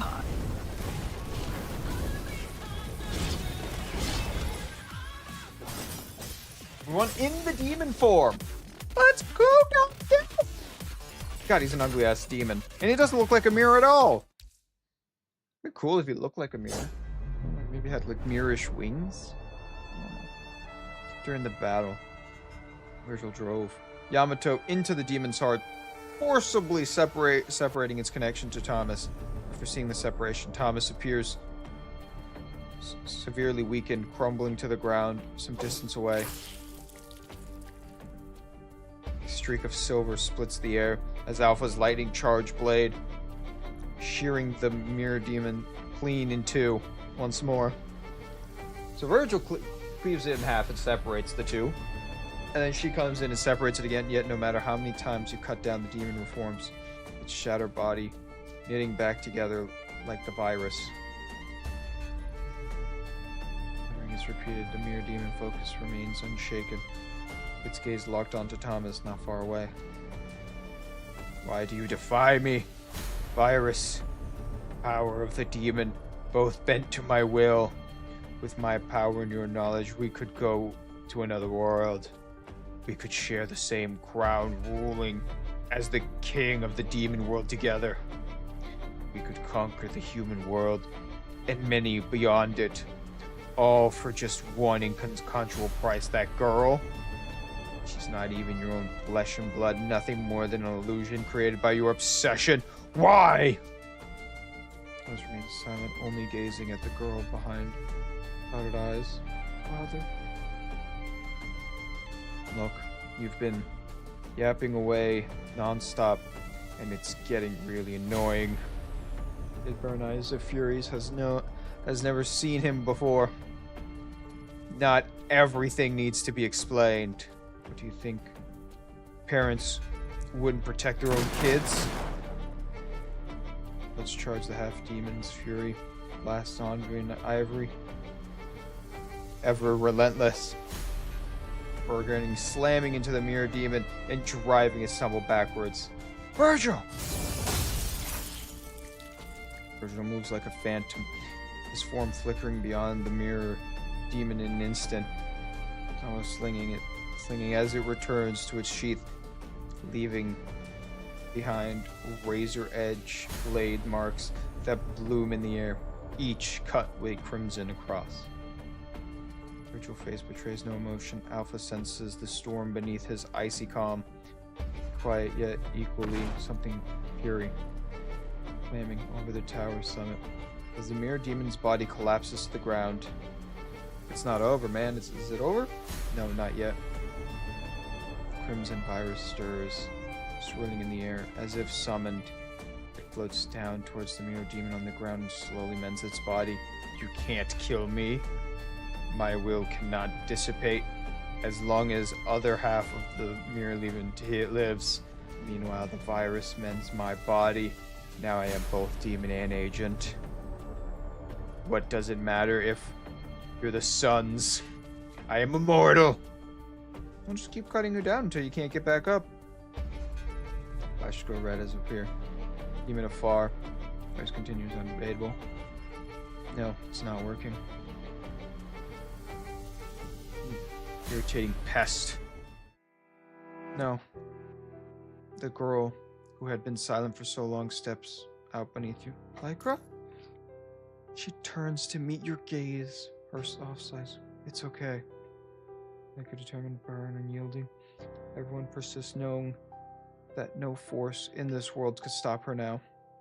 With deliberate steps, she moves towards Dante and Virgil, on her gaze locked on Thomas, who is spiraled helplessly on the ground. As if realizing what Lycra is about to do, terror washes over Thomas's face. No, Lycra, don't! Dad, I remember now. When I left the tower, you told me to experience the beauty of the world and wish that I would live on with hope. I did experience those things. I met a really cool lady. And a mister who doesn't talk much. I also met a kind old lady in town. She was so nice to me. She told me all about her family and gave me a tangerine. And everyone in town is so interesting. They love bonfire parties. I saw them dancing around the fire. They are all really good people. And everyone in the town... Oh. The lady from the support force is very pretty. She promised to teach me how to fight someday. But there is no someday anymore. Let go, Dad. I can't. I've already visited you, Dad. If I stay here too longer, Mom will get lonely. As if struck by a sharp blade, Thomas. Defiance shatters. He pulls Lycra into his arms, tears streaming down his face. Sorry. A softened white light begins to emanate from Lyra's body as Thomas holds her in his arms. Don't say sorry. Lycra's voice grows faint, dissolving into air like a mist. Live on with hope and see the world for Mom and me. So sad. With a trace of resonance and relief, Lycra is gone. All that remains in Thomas's arms is half a mirror. Yet before she vanishes, you saw it, a glimmer of tears in Lycra's cheek. How could a girl who spent her days on the run have known the world's beauty? It showed such little mercy to her. Just as Thomas reached out, touched the mirror piece, cracked, and began to spread across its surface. Lycra. The man who lost everything collapses to his knees, fingers desperate, crawling at the empty air, only to feel the last trace of warmth slip through his arms. Single tear escapes swallowed in an instant by rain. No! And the mirror began to break. The mirror demon hurls itself at Thomas. An unregrettable room. Seriously? Can't you read the room at all? The demon sword raising high. And behind him. Man, dude, you gotta read a room. Otherwise, you get this scenario. Blade after blade curled into the demon's form. It throws up its left hand and a futile goddamn blocks only for the limbs to be severed instantly. Having lost Lycra, its balance is broken and the defense visibly crumbles. Pain searing through the frustrated body, the fracturing body, and the fear crawls deep within its core. No, don't! Desperate, it lunges towards the other half of the mirror. Silence. Blue mirage blade splits in the air, jagged across the mirror. The demon's body within the gash. Yes, something glimmers faintly. That's...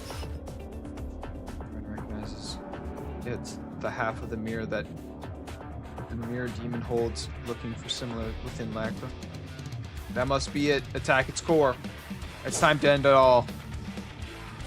Devil's Sword Dante. Yamato Dash. Oh my god. Nasha and Pyro Katana are instantly glimpsed tight. Their wielders. Is it time for that? It's the time of day. For what? Probably the word they mentioned before. Their backs and one launching an attack in perfect unison. I look silly in that suit. Jackpot! Both mirror pieces shatter at the same time. The demon twists, viciously dissolves into nothingness, lost in a rain-soaked explosion.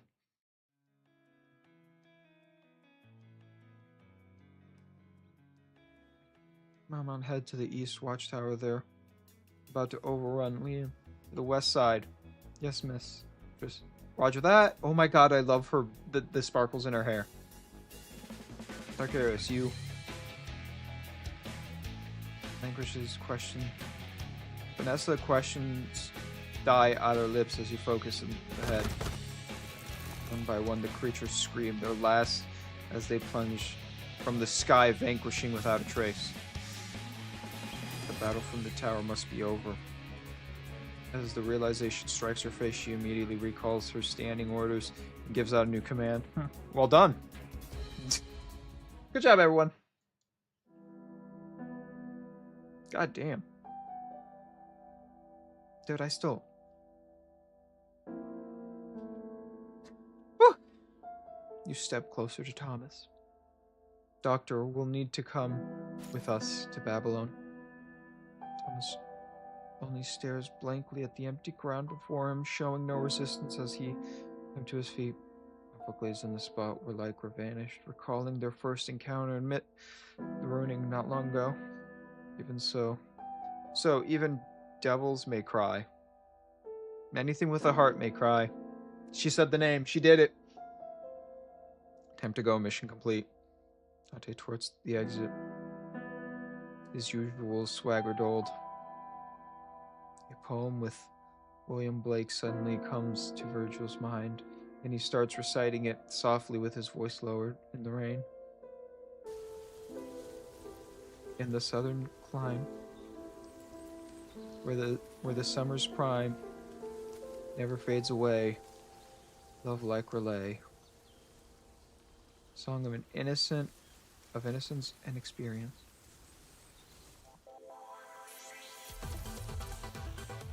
Is there still one more? Because they haven't gone home. Oh, fate. God, dude. Babylon, 1 week later, after the tower incident, Dante and Virgil still sit in a dessert shop nestled in Babylon's commercial district with most of the people still at work. Only a handful of customers lingering in the establishment.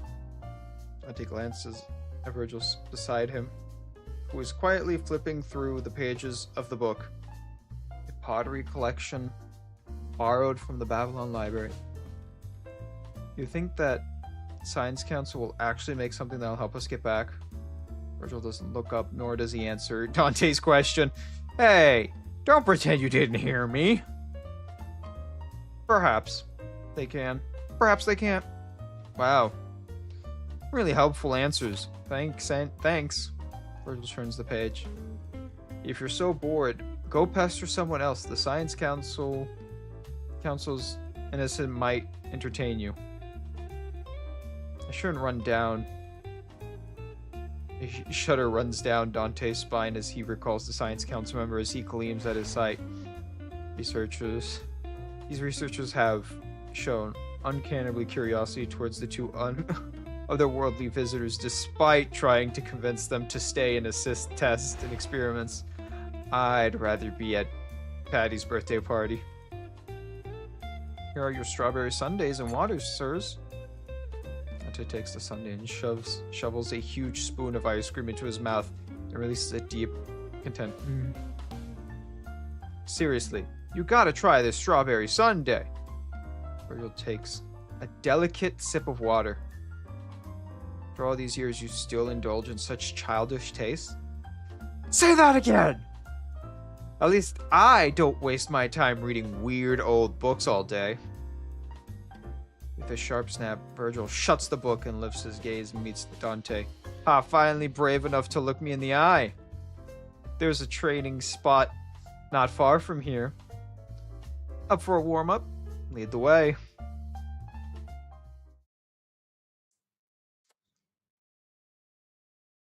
It's simulation training field. Let's see how this device works. The training area backdrop drifts as Dante fondled with the control panel. Hey, they even have the Babylon Tower. They've got music too. This guy's got some nice taste. Let's try this one. Nope, absolutely horrible. System skipping to the next track. This one's pretty good, but not quite what I'm looking for. This is it. I bet Nero would really dig this song. Wait long enough, Dante. With those words, Virgil surges forward with his right leg, carving a grace arc through the air as he devises a vicious kick towards Dante's head. Dante whirls around his arm, snapping up to block. Don't be so hasty, Virgil. We've got all the time in the world to play. The flick of his wrist, Dante grabs Virgil's ankle with one hand. Take this! Ha! Planting his foot, he pivots herd muscle, colliding with a hurl. Yet even as he flung backwards, Virgil acts, Yamatoto flashes free, a strike of steel hurling with lethal precision, timed perfectly to strike as Dante's movements wane right before he can reposition himself. Dante catches the cold glint of steel and moves on instinct, twirling his body at a turn. The blade whisks past, slicing through his coat helm before biting deep into the ground. Virgil hasn't landed yet. Seizing the opportunity, Dante wrenches Yamatoto from the ground and hurls it towards his brother landing point. The snarl curls around Virgil's lips. His scrabbled snaps up the horizon as he lands. Yamato besides perfectly home, but the force of the throw still slams him back several feet before he skids halt. Looks like I'm the one up. Dante glances at the glash at his coat. Cheap tactics don't earn points. The match is still even. Whatever you say. The sword materializes in Dante's grip. This is Vigil. Unsheathes Yamatoto, both poised to strike. They stand silent oppositions, eyes locked in each other, the words narrow to the space between them.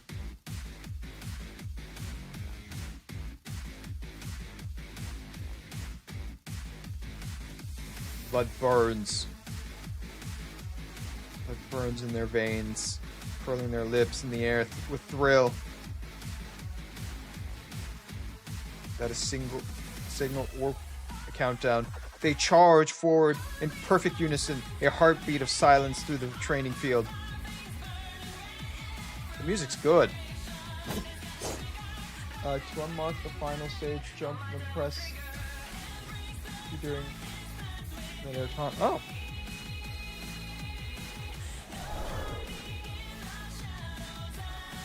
The clash detonates like a storm. A massive shockwave tears outwards, blown by a thunderclap that shakes the field's foundation. It's been way too long since we had a proper throwdown like this. Sparks erupt in a blazing arc where the devil swords meet Yamato, each strike a declaration unmatched power. I thought I'd be stuck here forever, never seeing you again. Can you imagine that? Utterly boring. That's right, utterly boring. But you came anyways. I guess you're just doomed to keep this... I guess we're just doomed to keep this clash going forever, huh? As if ordinary, ordained by fate itself. Even in another world, the fight between the suns continue. Your blades crave chaos. Steel flashing as blood scatters through the air. From childhood to manhood, from past to present, to see one's justice through, one must fight for power, to protect what's important. There, white hair appearing devilish, healed from the battle. The same face, the same power, the same blood. From a fleeting moment, the twins fall into a daze, each seeing himself in another. When did their paths begin to diverge? After the fire at their house?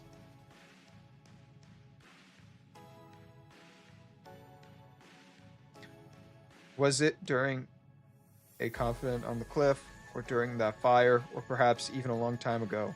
The fire! Literally, that's when they separated. The house fire! Because they didn't see each other. One thought the other died, and the other knew the other one was... It's weird. You're still so stubborn, just as thoughtful, though. And you're still wearing that smug look on your face. Smiles bloom among blood. Virgil. Dante! Perhaps one day the story of the sons will come to an end. But for now, their legend still endures. That was good. Oh. Jackpot.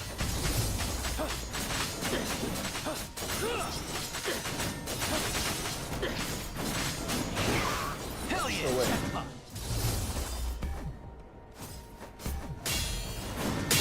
Let me show you what I've got. Ooh. Take this.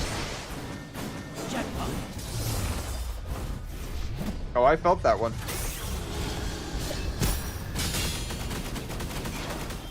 Down.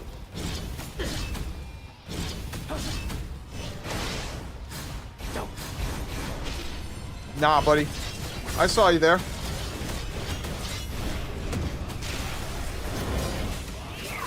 Hell yeah. Go back.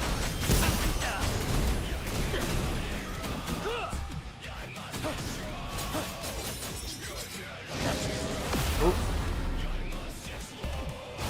Now the fun begins.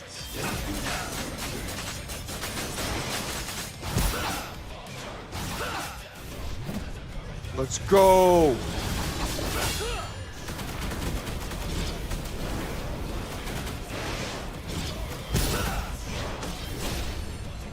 Got ya. Damn, dude, this actually... I'm gonna be honest with you. I don't think I like how Virgil plays. If I'm gonna be honest with you, I don't think I'm a fan of his playstyle. Hell yeah. Go back to hell. You shall die. All right, baby.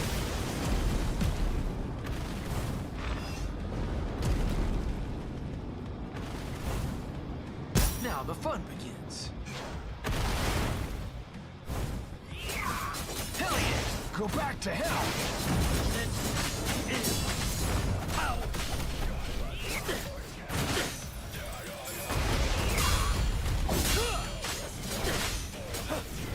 I can go my devil form too. Oh my god, this is really a long fight.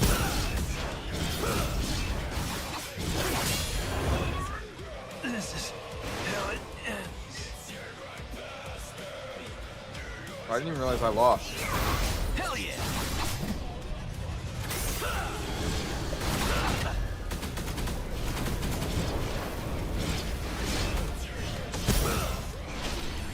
Nah, buddy. 40, 40. Oh my god, dude, this.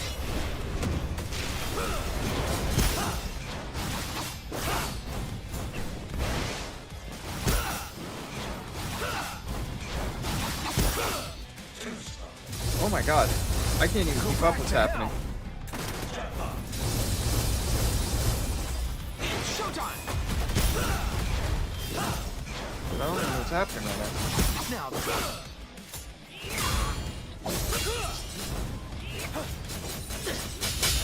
go back to hell!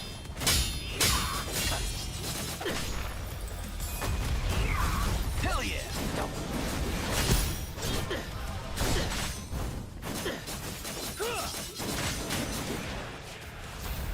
Alright.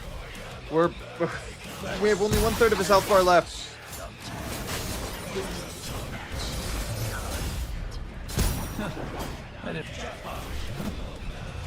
I don't think he was close enough to take any damage. Oh, but he did.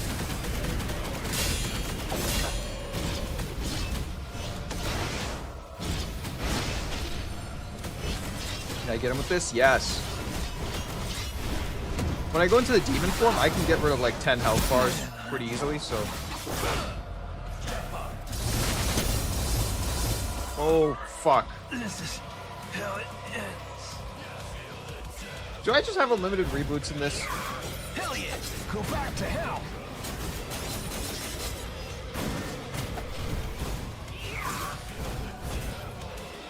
Let me show you. It's showtime! Oh my god. Let me show you. It's showtime!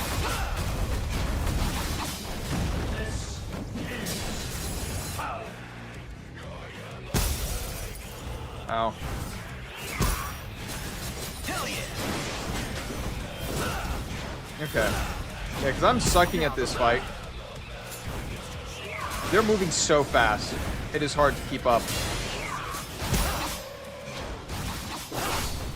Jackpot. Go back to hell!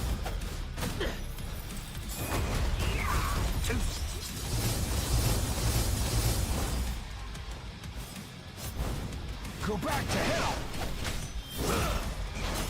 Man, Oh my. let me show you. Oh, what I it's feel like I'm gonna lose a lot here.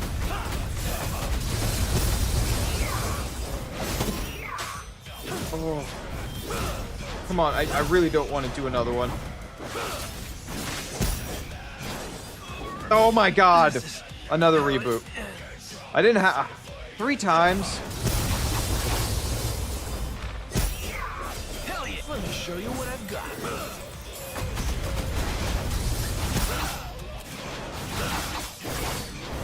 Hell yeah!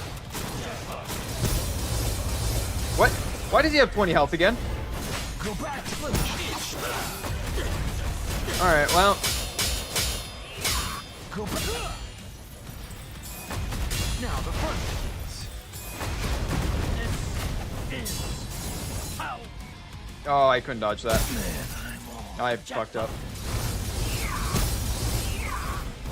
I'm gonna go down again. This is how it I'm ends. so confused. What's happening? Now the fun. Jackpot.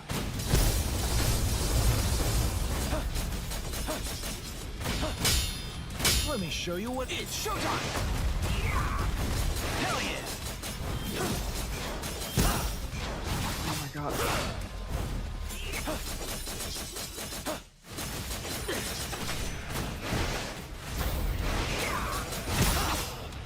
How did? Oh my god. Let me show you. It's showtime.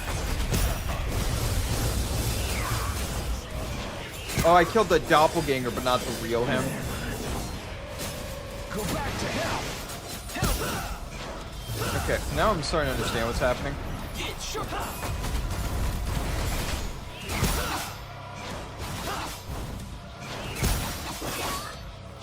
Oh my god. I actually am just getting my ass kicked. I can't. To hell.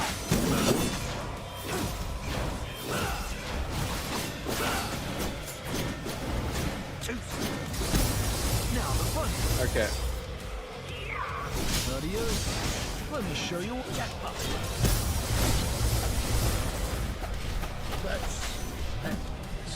Alright, I think we can get him now. Huh. I didn't really feel like talking anyway. Alright, I think it's over. Oh my god, that took so long.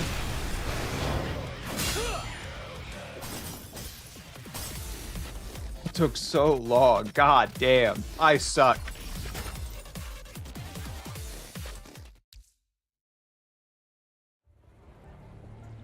Oh, the Science Council. Dante knows. Virgil stands beside him, dislikes this place. Dislikes places like this. But truth be told, neither does he. The sprawling laboratory hums with activity, its space woven into an intricate web of cables.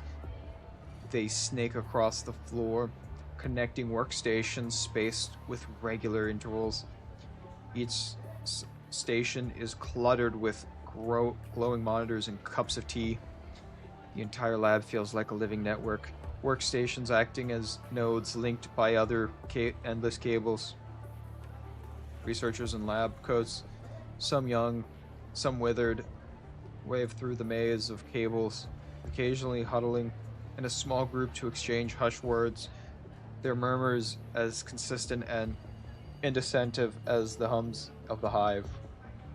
Dante catches the occasional glance from the researchers, their eyes flickering towards him, before darting away, and sometimes, with his exceptional hearing, he can pick up fragments of quiet conversations. Then abruptly the murmurs cease. Silence ripples through the room. Distant at first, but growing louder until two chiefs step into the view. Hey, Glass of Honor. How's it going? I'll let Amicer explain. He's the expert here. Two humans approach the table, where the two half-demons are seated. Their previous battle has depleted much of their stamina, and the table is lined with pizzas, drinks, to treat clearly meant for them. Also, you two need to behave yourselves from now on. The facility was destroyed during their battle. There are many reports. They might have been Dante watched as you wearily rumble through your forehead, crossing with him, responding with a guilty shrug. Sorry, my bad. Guess we got a little carried away. So your bonus? It wasn't Doc. And Nicholas shot down the idea. About the data retrieved from the tower. As Amo began to explain his explanation, Dante and you stop your idle chit-chat. Vigil also shifts his gaze towards Asimov. According to Thomas's experimental data, his initial research detected it was essentially a dead end. There were two crucial turning points afterwards. First, the tower shard. Second, the supplementary data and the tracing back to its origins. It's possible that the data involves a dominant link. Dominique? Just possible. In fact, the fundamental theory behind Thomas's research derived from Dominique's early research. One could even say that it's the condition of an incomplete project Dominique abandoned during the Golden Age. I think Dominique could continue his research for several reasons. Humans only has limited energy after all. Even a promatherical like Dominique would need to prioritize theories based on strategy, necessity, and temporary constituents. Perhaps Dominique picked up old research again during during downtime, or perhaps it was always just for fun. Either way, Thomas eventually got his hands on Lost Data and the Tower Shard, which led him to stumble upon the space-time portal. Regrettably, given the collapse of the tower, we can't obtain any more data. Not really following, so can we go back? If you're incapable, I'll try with Yamato. Science Council alone can't accomplish this, but with Yamato, it is feasible. Ooh.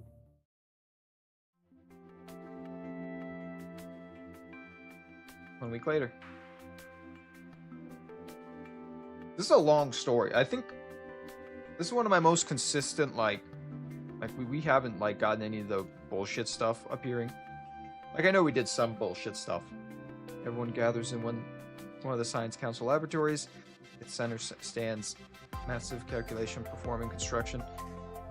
According to Thomas's experimental data supporting by geometric polygraph prism and mechanical arms, you just need to stand in the center of the circular platform and use your motto to open a portal the usual way. Dante and Virgil step onto the platform, turning into face around device. Savannah with just a dark shadow. Savannah Osmond with the dark circle, Grey Raven squad amongst them, as well as Hazana, who's supported to be the president, who's supposed to be the president, and another middle-aged man called Nicola. Well, party's over. Time to say goodbye. Virgil unleashes Yamato as the blade gleams as he delivers a precise horizontal and vertical slash. In their wake, cross-shaped rift slowly yawns open. Then he turns his head, his gaze locked onto you. Glass Savannah? Let Alpha know I have left. You try to ignore Nicola's questioned gaze besides you as you respond to Virgil. Alright. But Virgil doesn't wait for a response and steps straight through the portal. Well, you've all been good friends. Maybe we'll meet again someday. Till then, adios! As Dante steps through the portal across, Rilith disappears behind him. The scene suddenly falls silent. After a moment, the voice breaks silence. Dante and Virgil really are remarkable in their own way, aren't they? I feel like I've grown used to having them around Babylon these days. Well, we'll get a chance to see them again in the future. Theoretically, the chances are slim, but as long as we don't get our hopes up, we'll meet them again. I'll meet them again. This is really... Oh, man. Do I need to do this? Fuck, I want to. I tried to do it. Skip. We're gonna skip because we already watched the whole story. There's no reason to rewatch the story. So what do I have to do? Now the fun. Ow. Begins.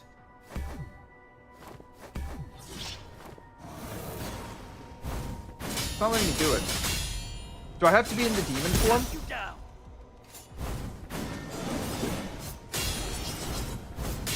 Let me show. Oh, press and hold G. You disappointed me, Dante.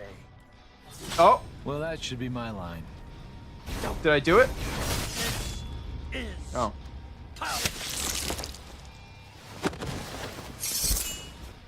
Wait, but did I do it? Now the fun. Begins. Oh. Do I have to hit him with it? Oh my god. You are an asshole. Dude, the controls? I hit him! But now I gotta do this fight again. Platoon.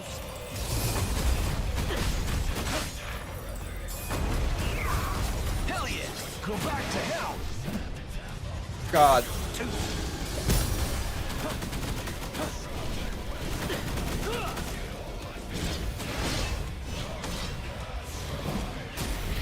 Did I miss him this time? Yep, I don't even know where he is. Now the fun. You cannot kill me. Go back. Itch. showtime! Go back to hell!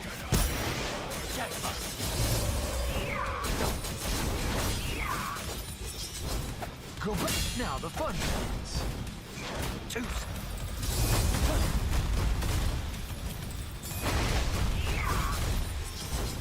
Go back to hell! Well, that should be my line. Hey, buddy.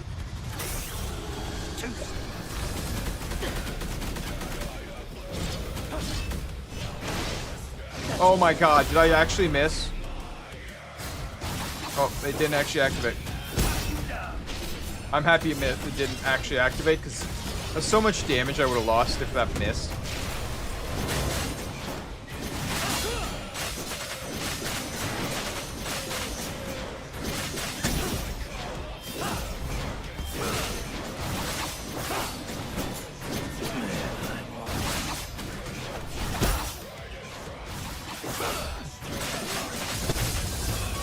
Ow, oh my god. How it ends.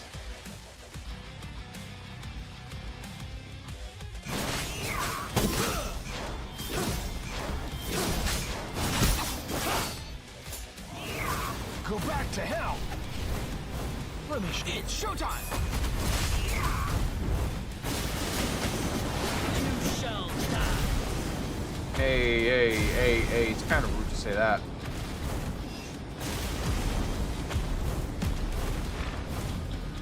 Now the fun begins. Damn it.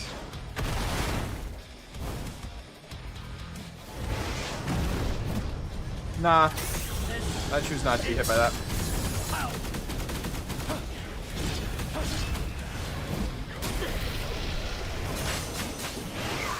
Hell You yeah. get to do the whole animation there. Now.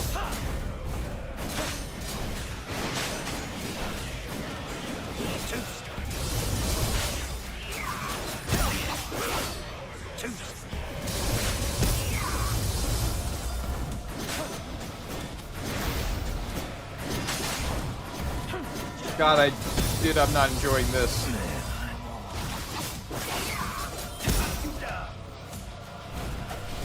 But I got the thingy.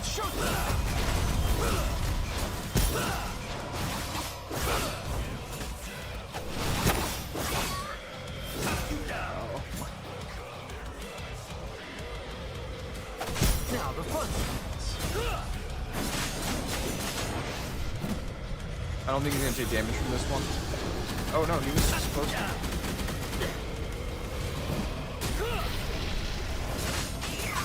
Hell yeah. Let me show you what I've got. No matter what, he did some damage.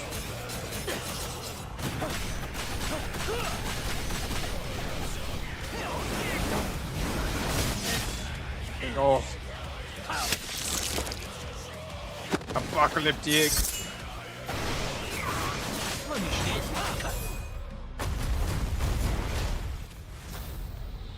40. You doppelganger. Fuck off. Let's just see who's left standing.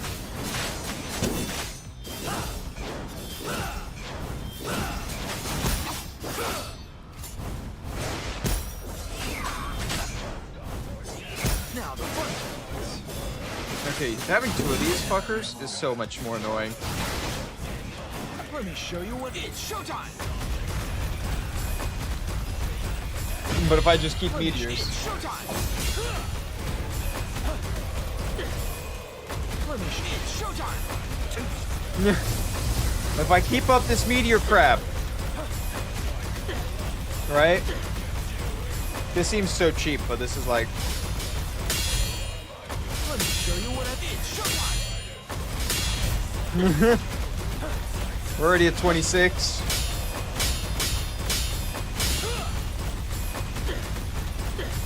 Let me What are you gonna do, buddy? Let me show you what it's showtime.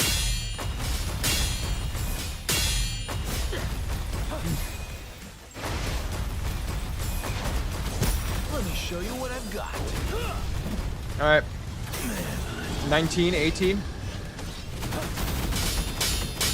16.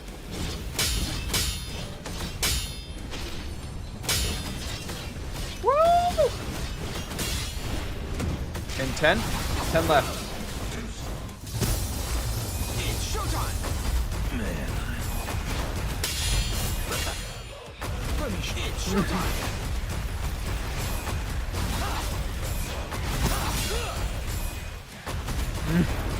Is this the cheap way of doing this?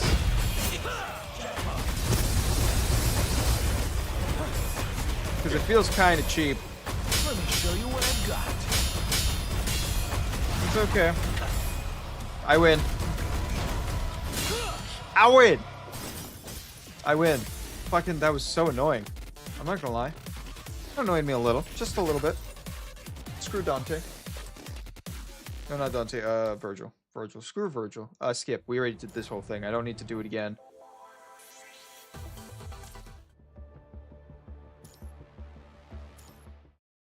See? Now we got the extra story. Dessert house. So we notice the white-haired man regular lately. Seated usual spot. Though this time he's alone. The man in red, his usual companion, is nowhere to be seen. She's mesmerized their order. The red man always gets a strawberry sundae, while the blue man always just asks for a glass of water. Something the red man had called him. Virgil, was it? The server walks up to Virgil. As usual, Virgil orders nothing but a glass of water, but this time, the server keenly catches his gaze, lingering towards the moment on the strawberry sundae on the menu. Just a soft spot for sweet herself, and the more than that, she loves the way desserts light up people's faces. There's something magical. She thinks about how simple sweet treat can lift someone's heaviest mood. She notices she's never seen Virgil smile. And the server decides to destroy him.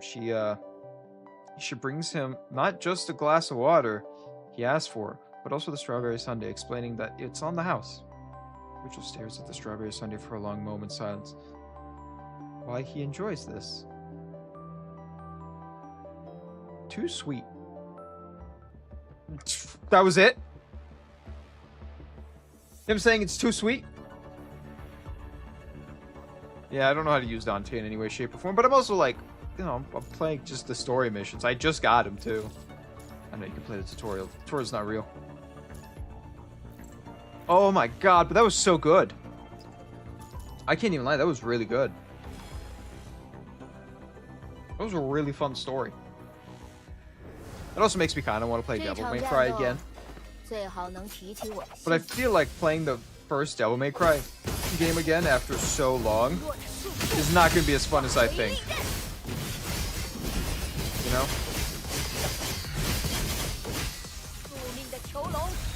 That's what I think. I think I'll go back to I'll play the first one again, and I'm going to realize how old Devil May Cry is at this point. And then, you know, as I go, the games will get better. Here we go.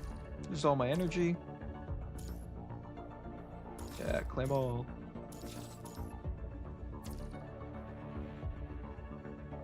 Oh, wow.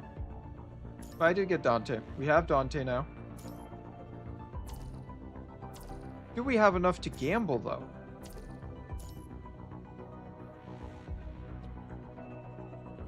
I only have 100 tickets. Dude, I only have 100 tickets.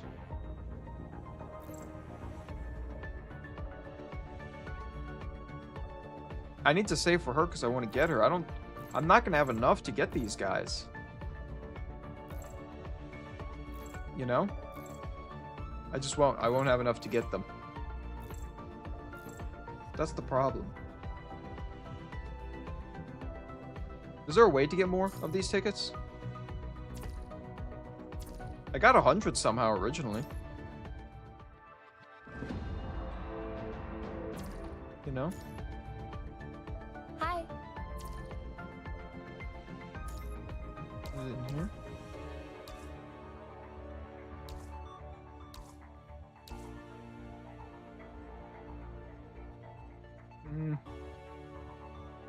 Like looking around now to see. Because I don't have enough to gamble. I just don't have enough. Is there anything I want to gamble on this, but we don't have any of these tickets, so we need another set of stuff to get there.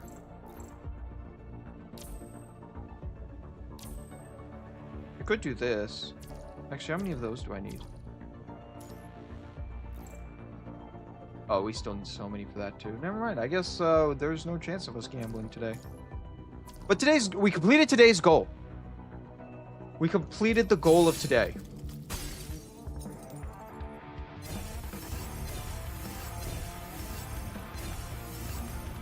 Which was, you know,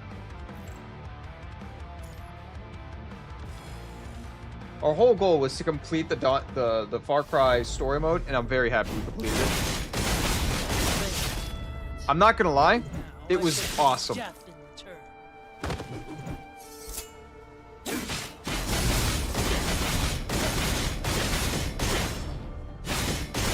I loved it a lot.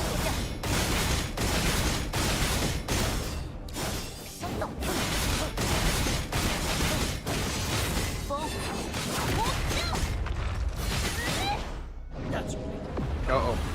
It's becoming demon mode.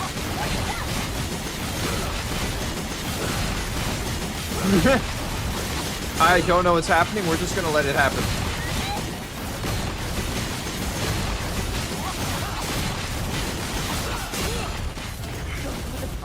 Oh my god, she looks so evil in that.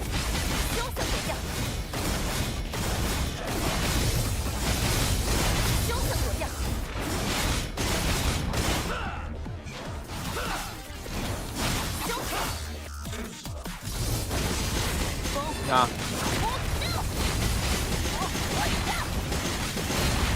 Yeah, this is way easier than the real fight.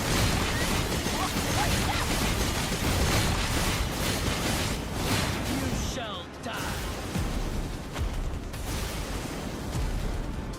Hey, buddy. Nah.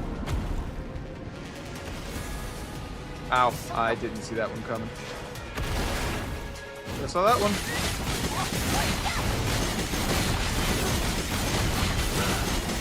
Weird fuck.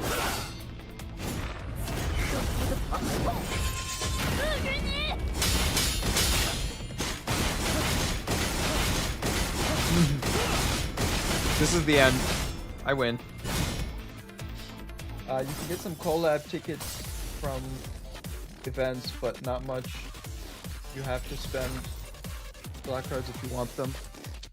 Yeah. Well, I got Dante already, which is the one I really wanted.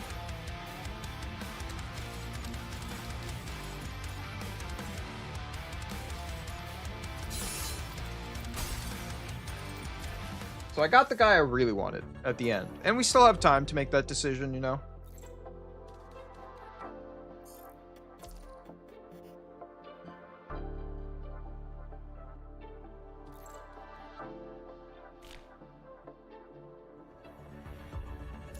So I got everything I wanted. I wanted Dante, we got that. We do have a sword. If I do a pull, it will be a desperate pull, like, please give him to me. You know?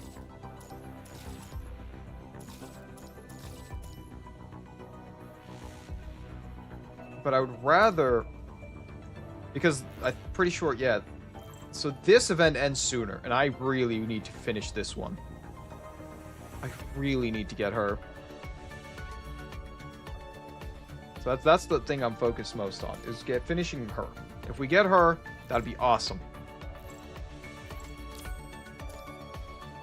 You guys don't give me anything good. I'm not doing side stories. We're not doing the main story right now. I want to see if we can get 50 more by random chance.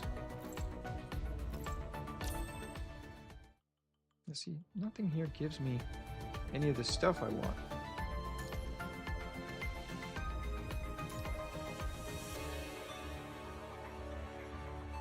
Must be something I'm missing, right?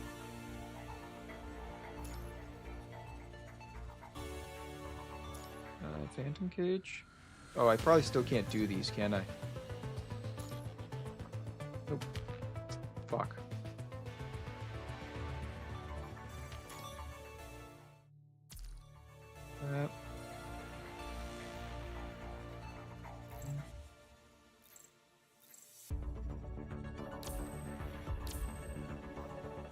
See, that doesn't give me the other one, though.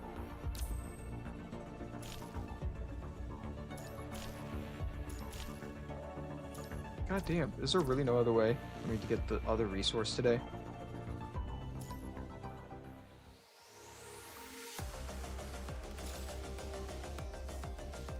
What will I get from this? Oh, this is how you get... Okay, I see. Oh, yeah, you get nothing here. You absolutely get nothing from this.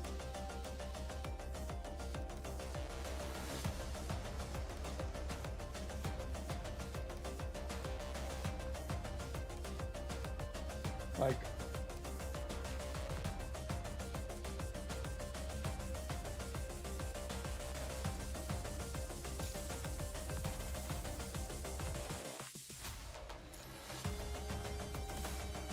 $50-50, so best you can get is maybe 2 pulls from this, so it really sucks. Oh wait, we're gambling. Not on them, but on this. All right, can we do it? Show me red. Show me red. Show me red. I don't see red. Wait, is that red? I couldn't tell if it was red or gold. I don't know why. My brain is not processing. I'm dying. It was gold. New member though.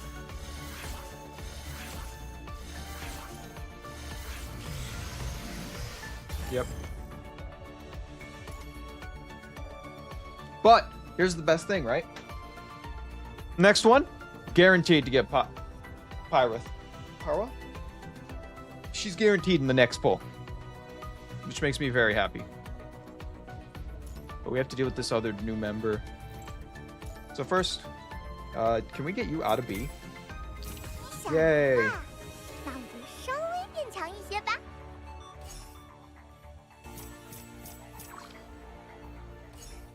She's now A.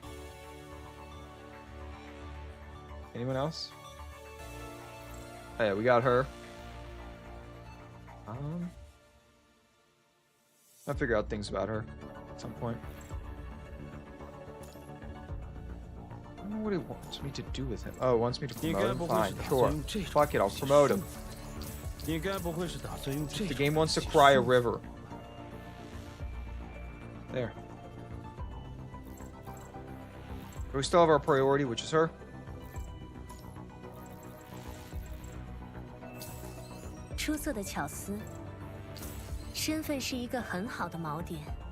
And she is getting stronger. She's at 2,000. 3,000. 5,000. These are very big, different numbers. Did I even get resources from all that? Nope. Okay. Oh, but we got some stuff. Hi. We completed some of the tasks they wanted us to do. Wait a minute. There we go. So we got we're back at 150. So maybe tomorrow, if we play enough story, we can get it. We can get some shit done.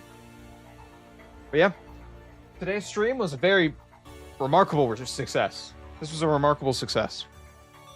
I have no complaints about today's goals.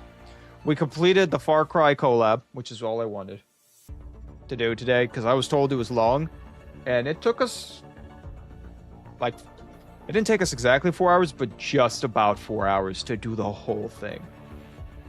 Which is insane how long that was. Oh my god, was it crazy. It was still a lot of fun. Don't get me wrong, this was a shit ton of fun. I loved it. The story was great. I have no complaints.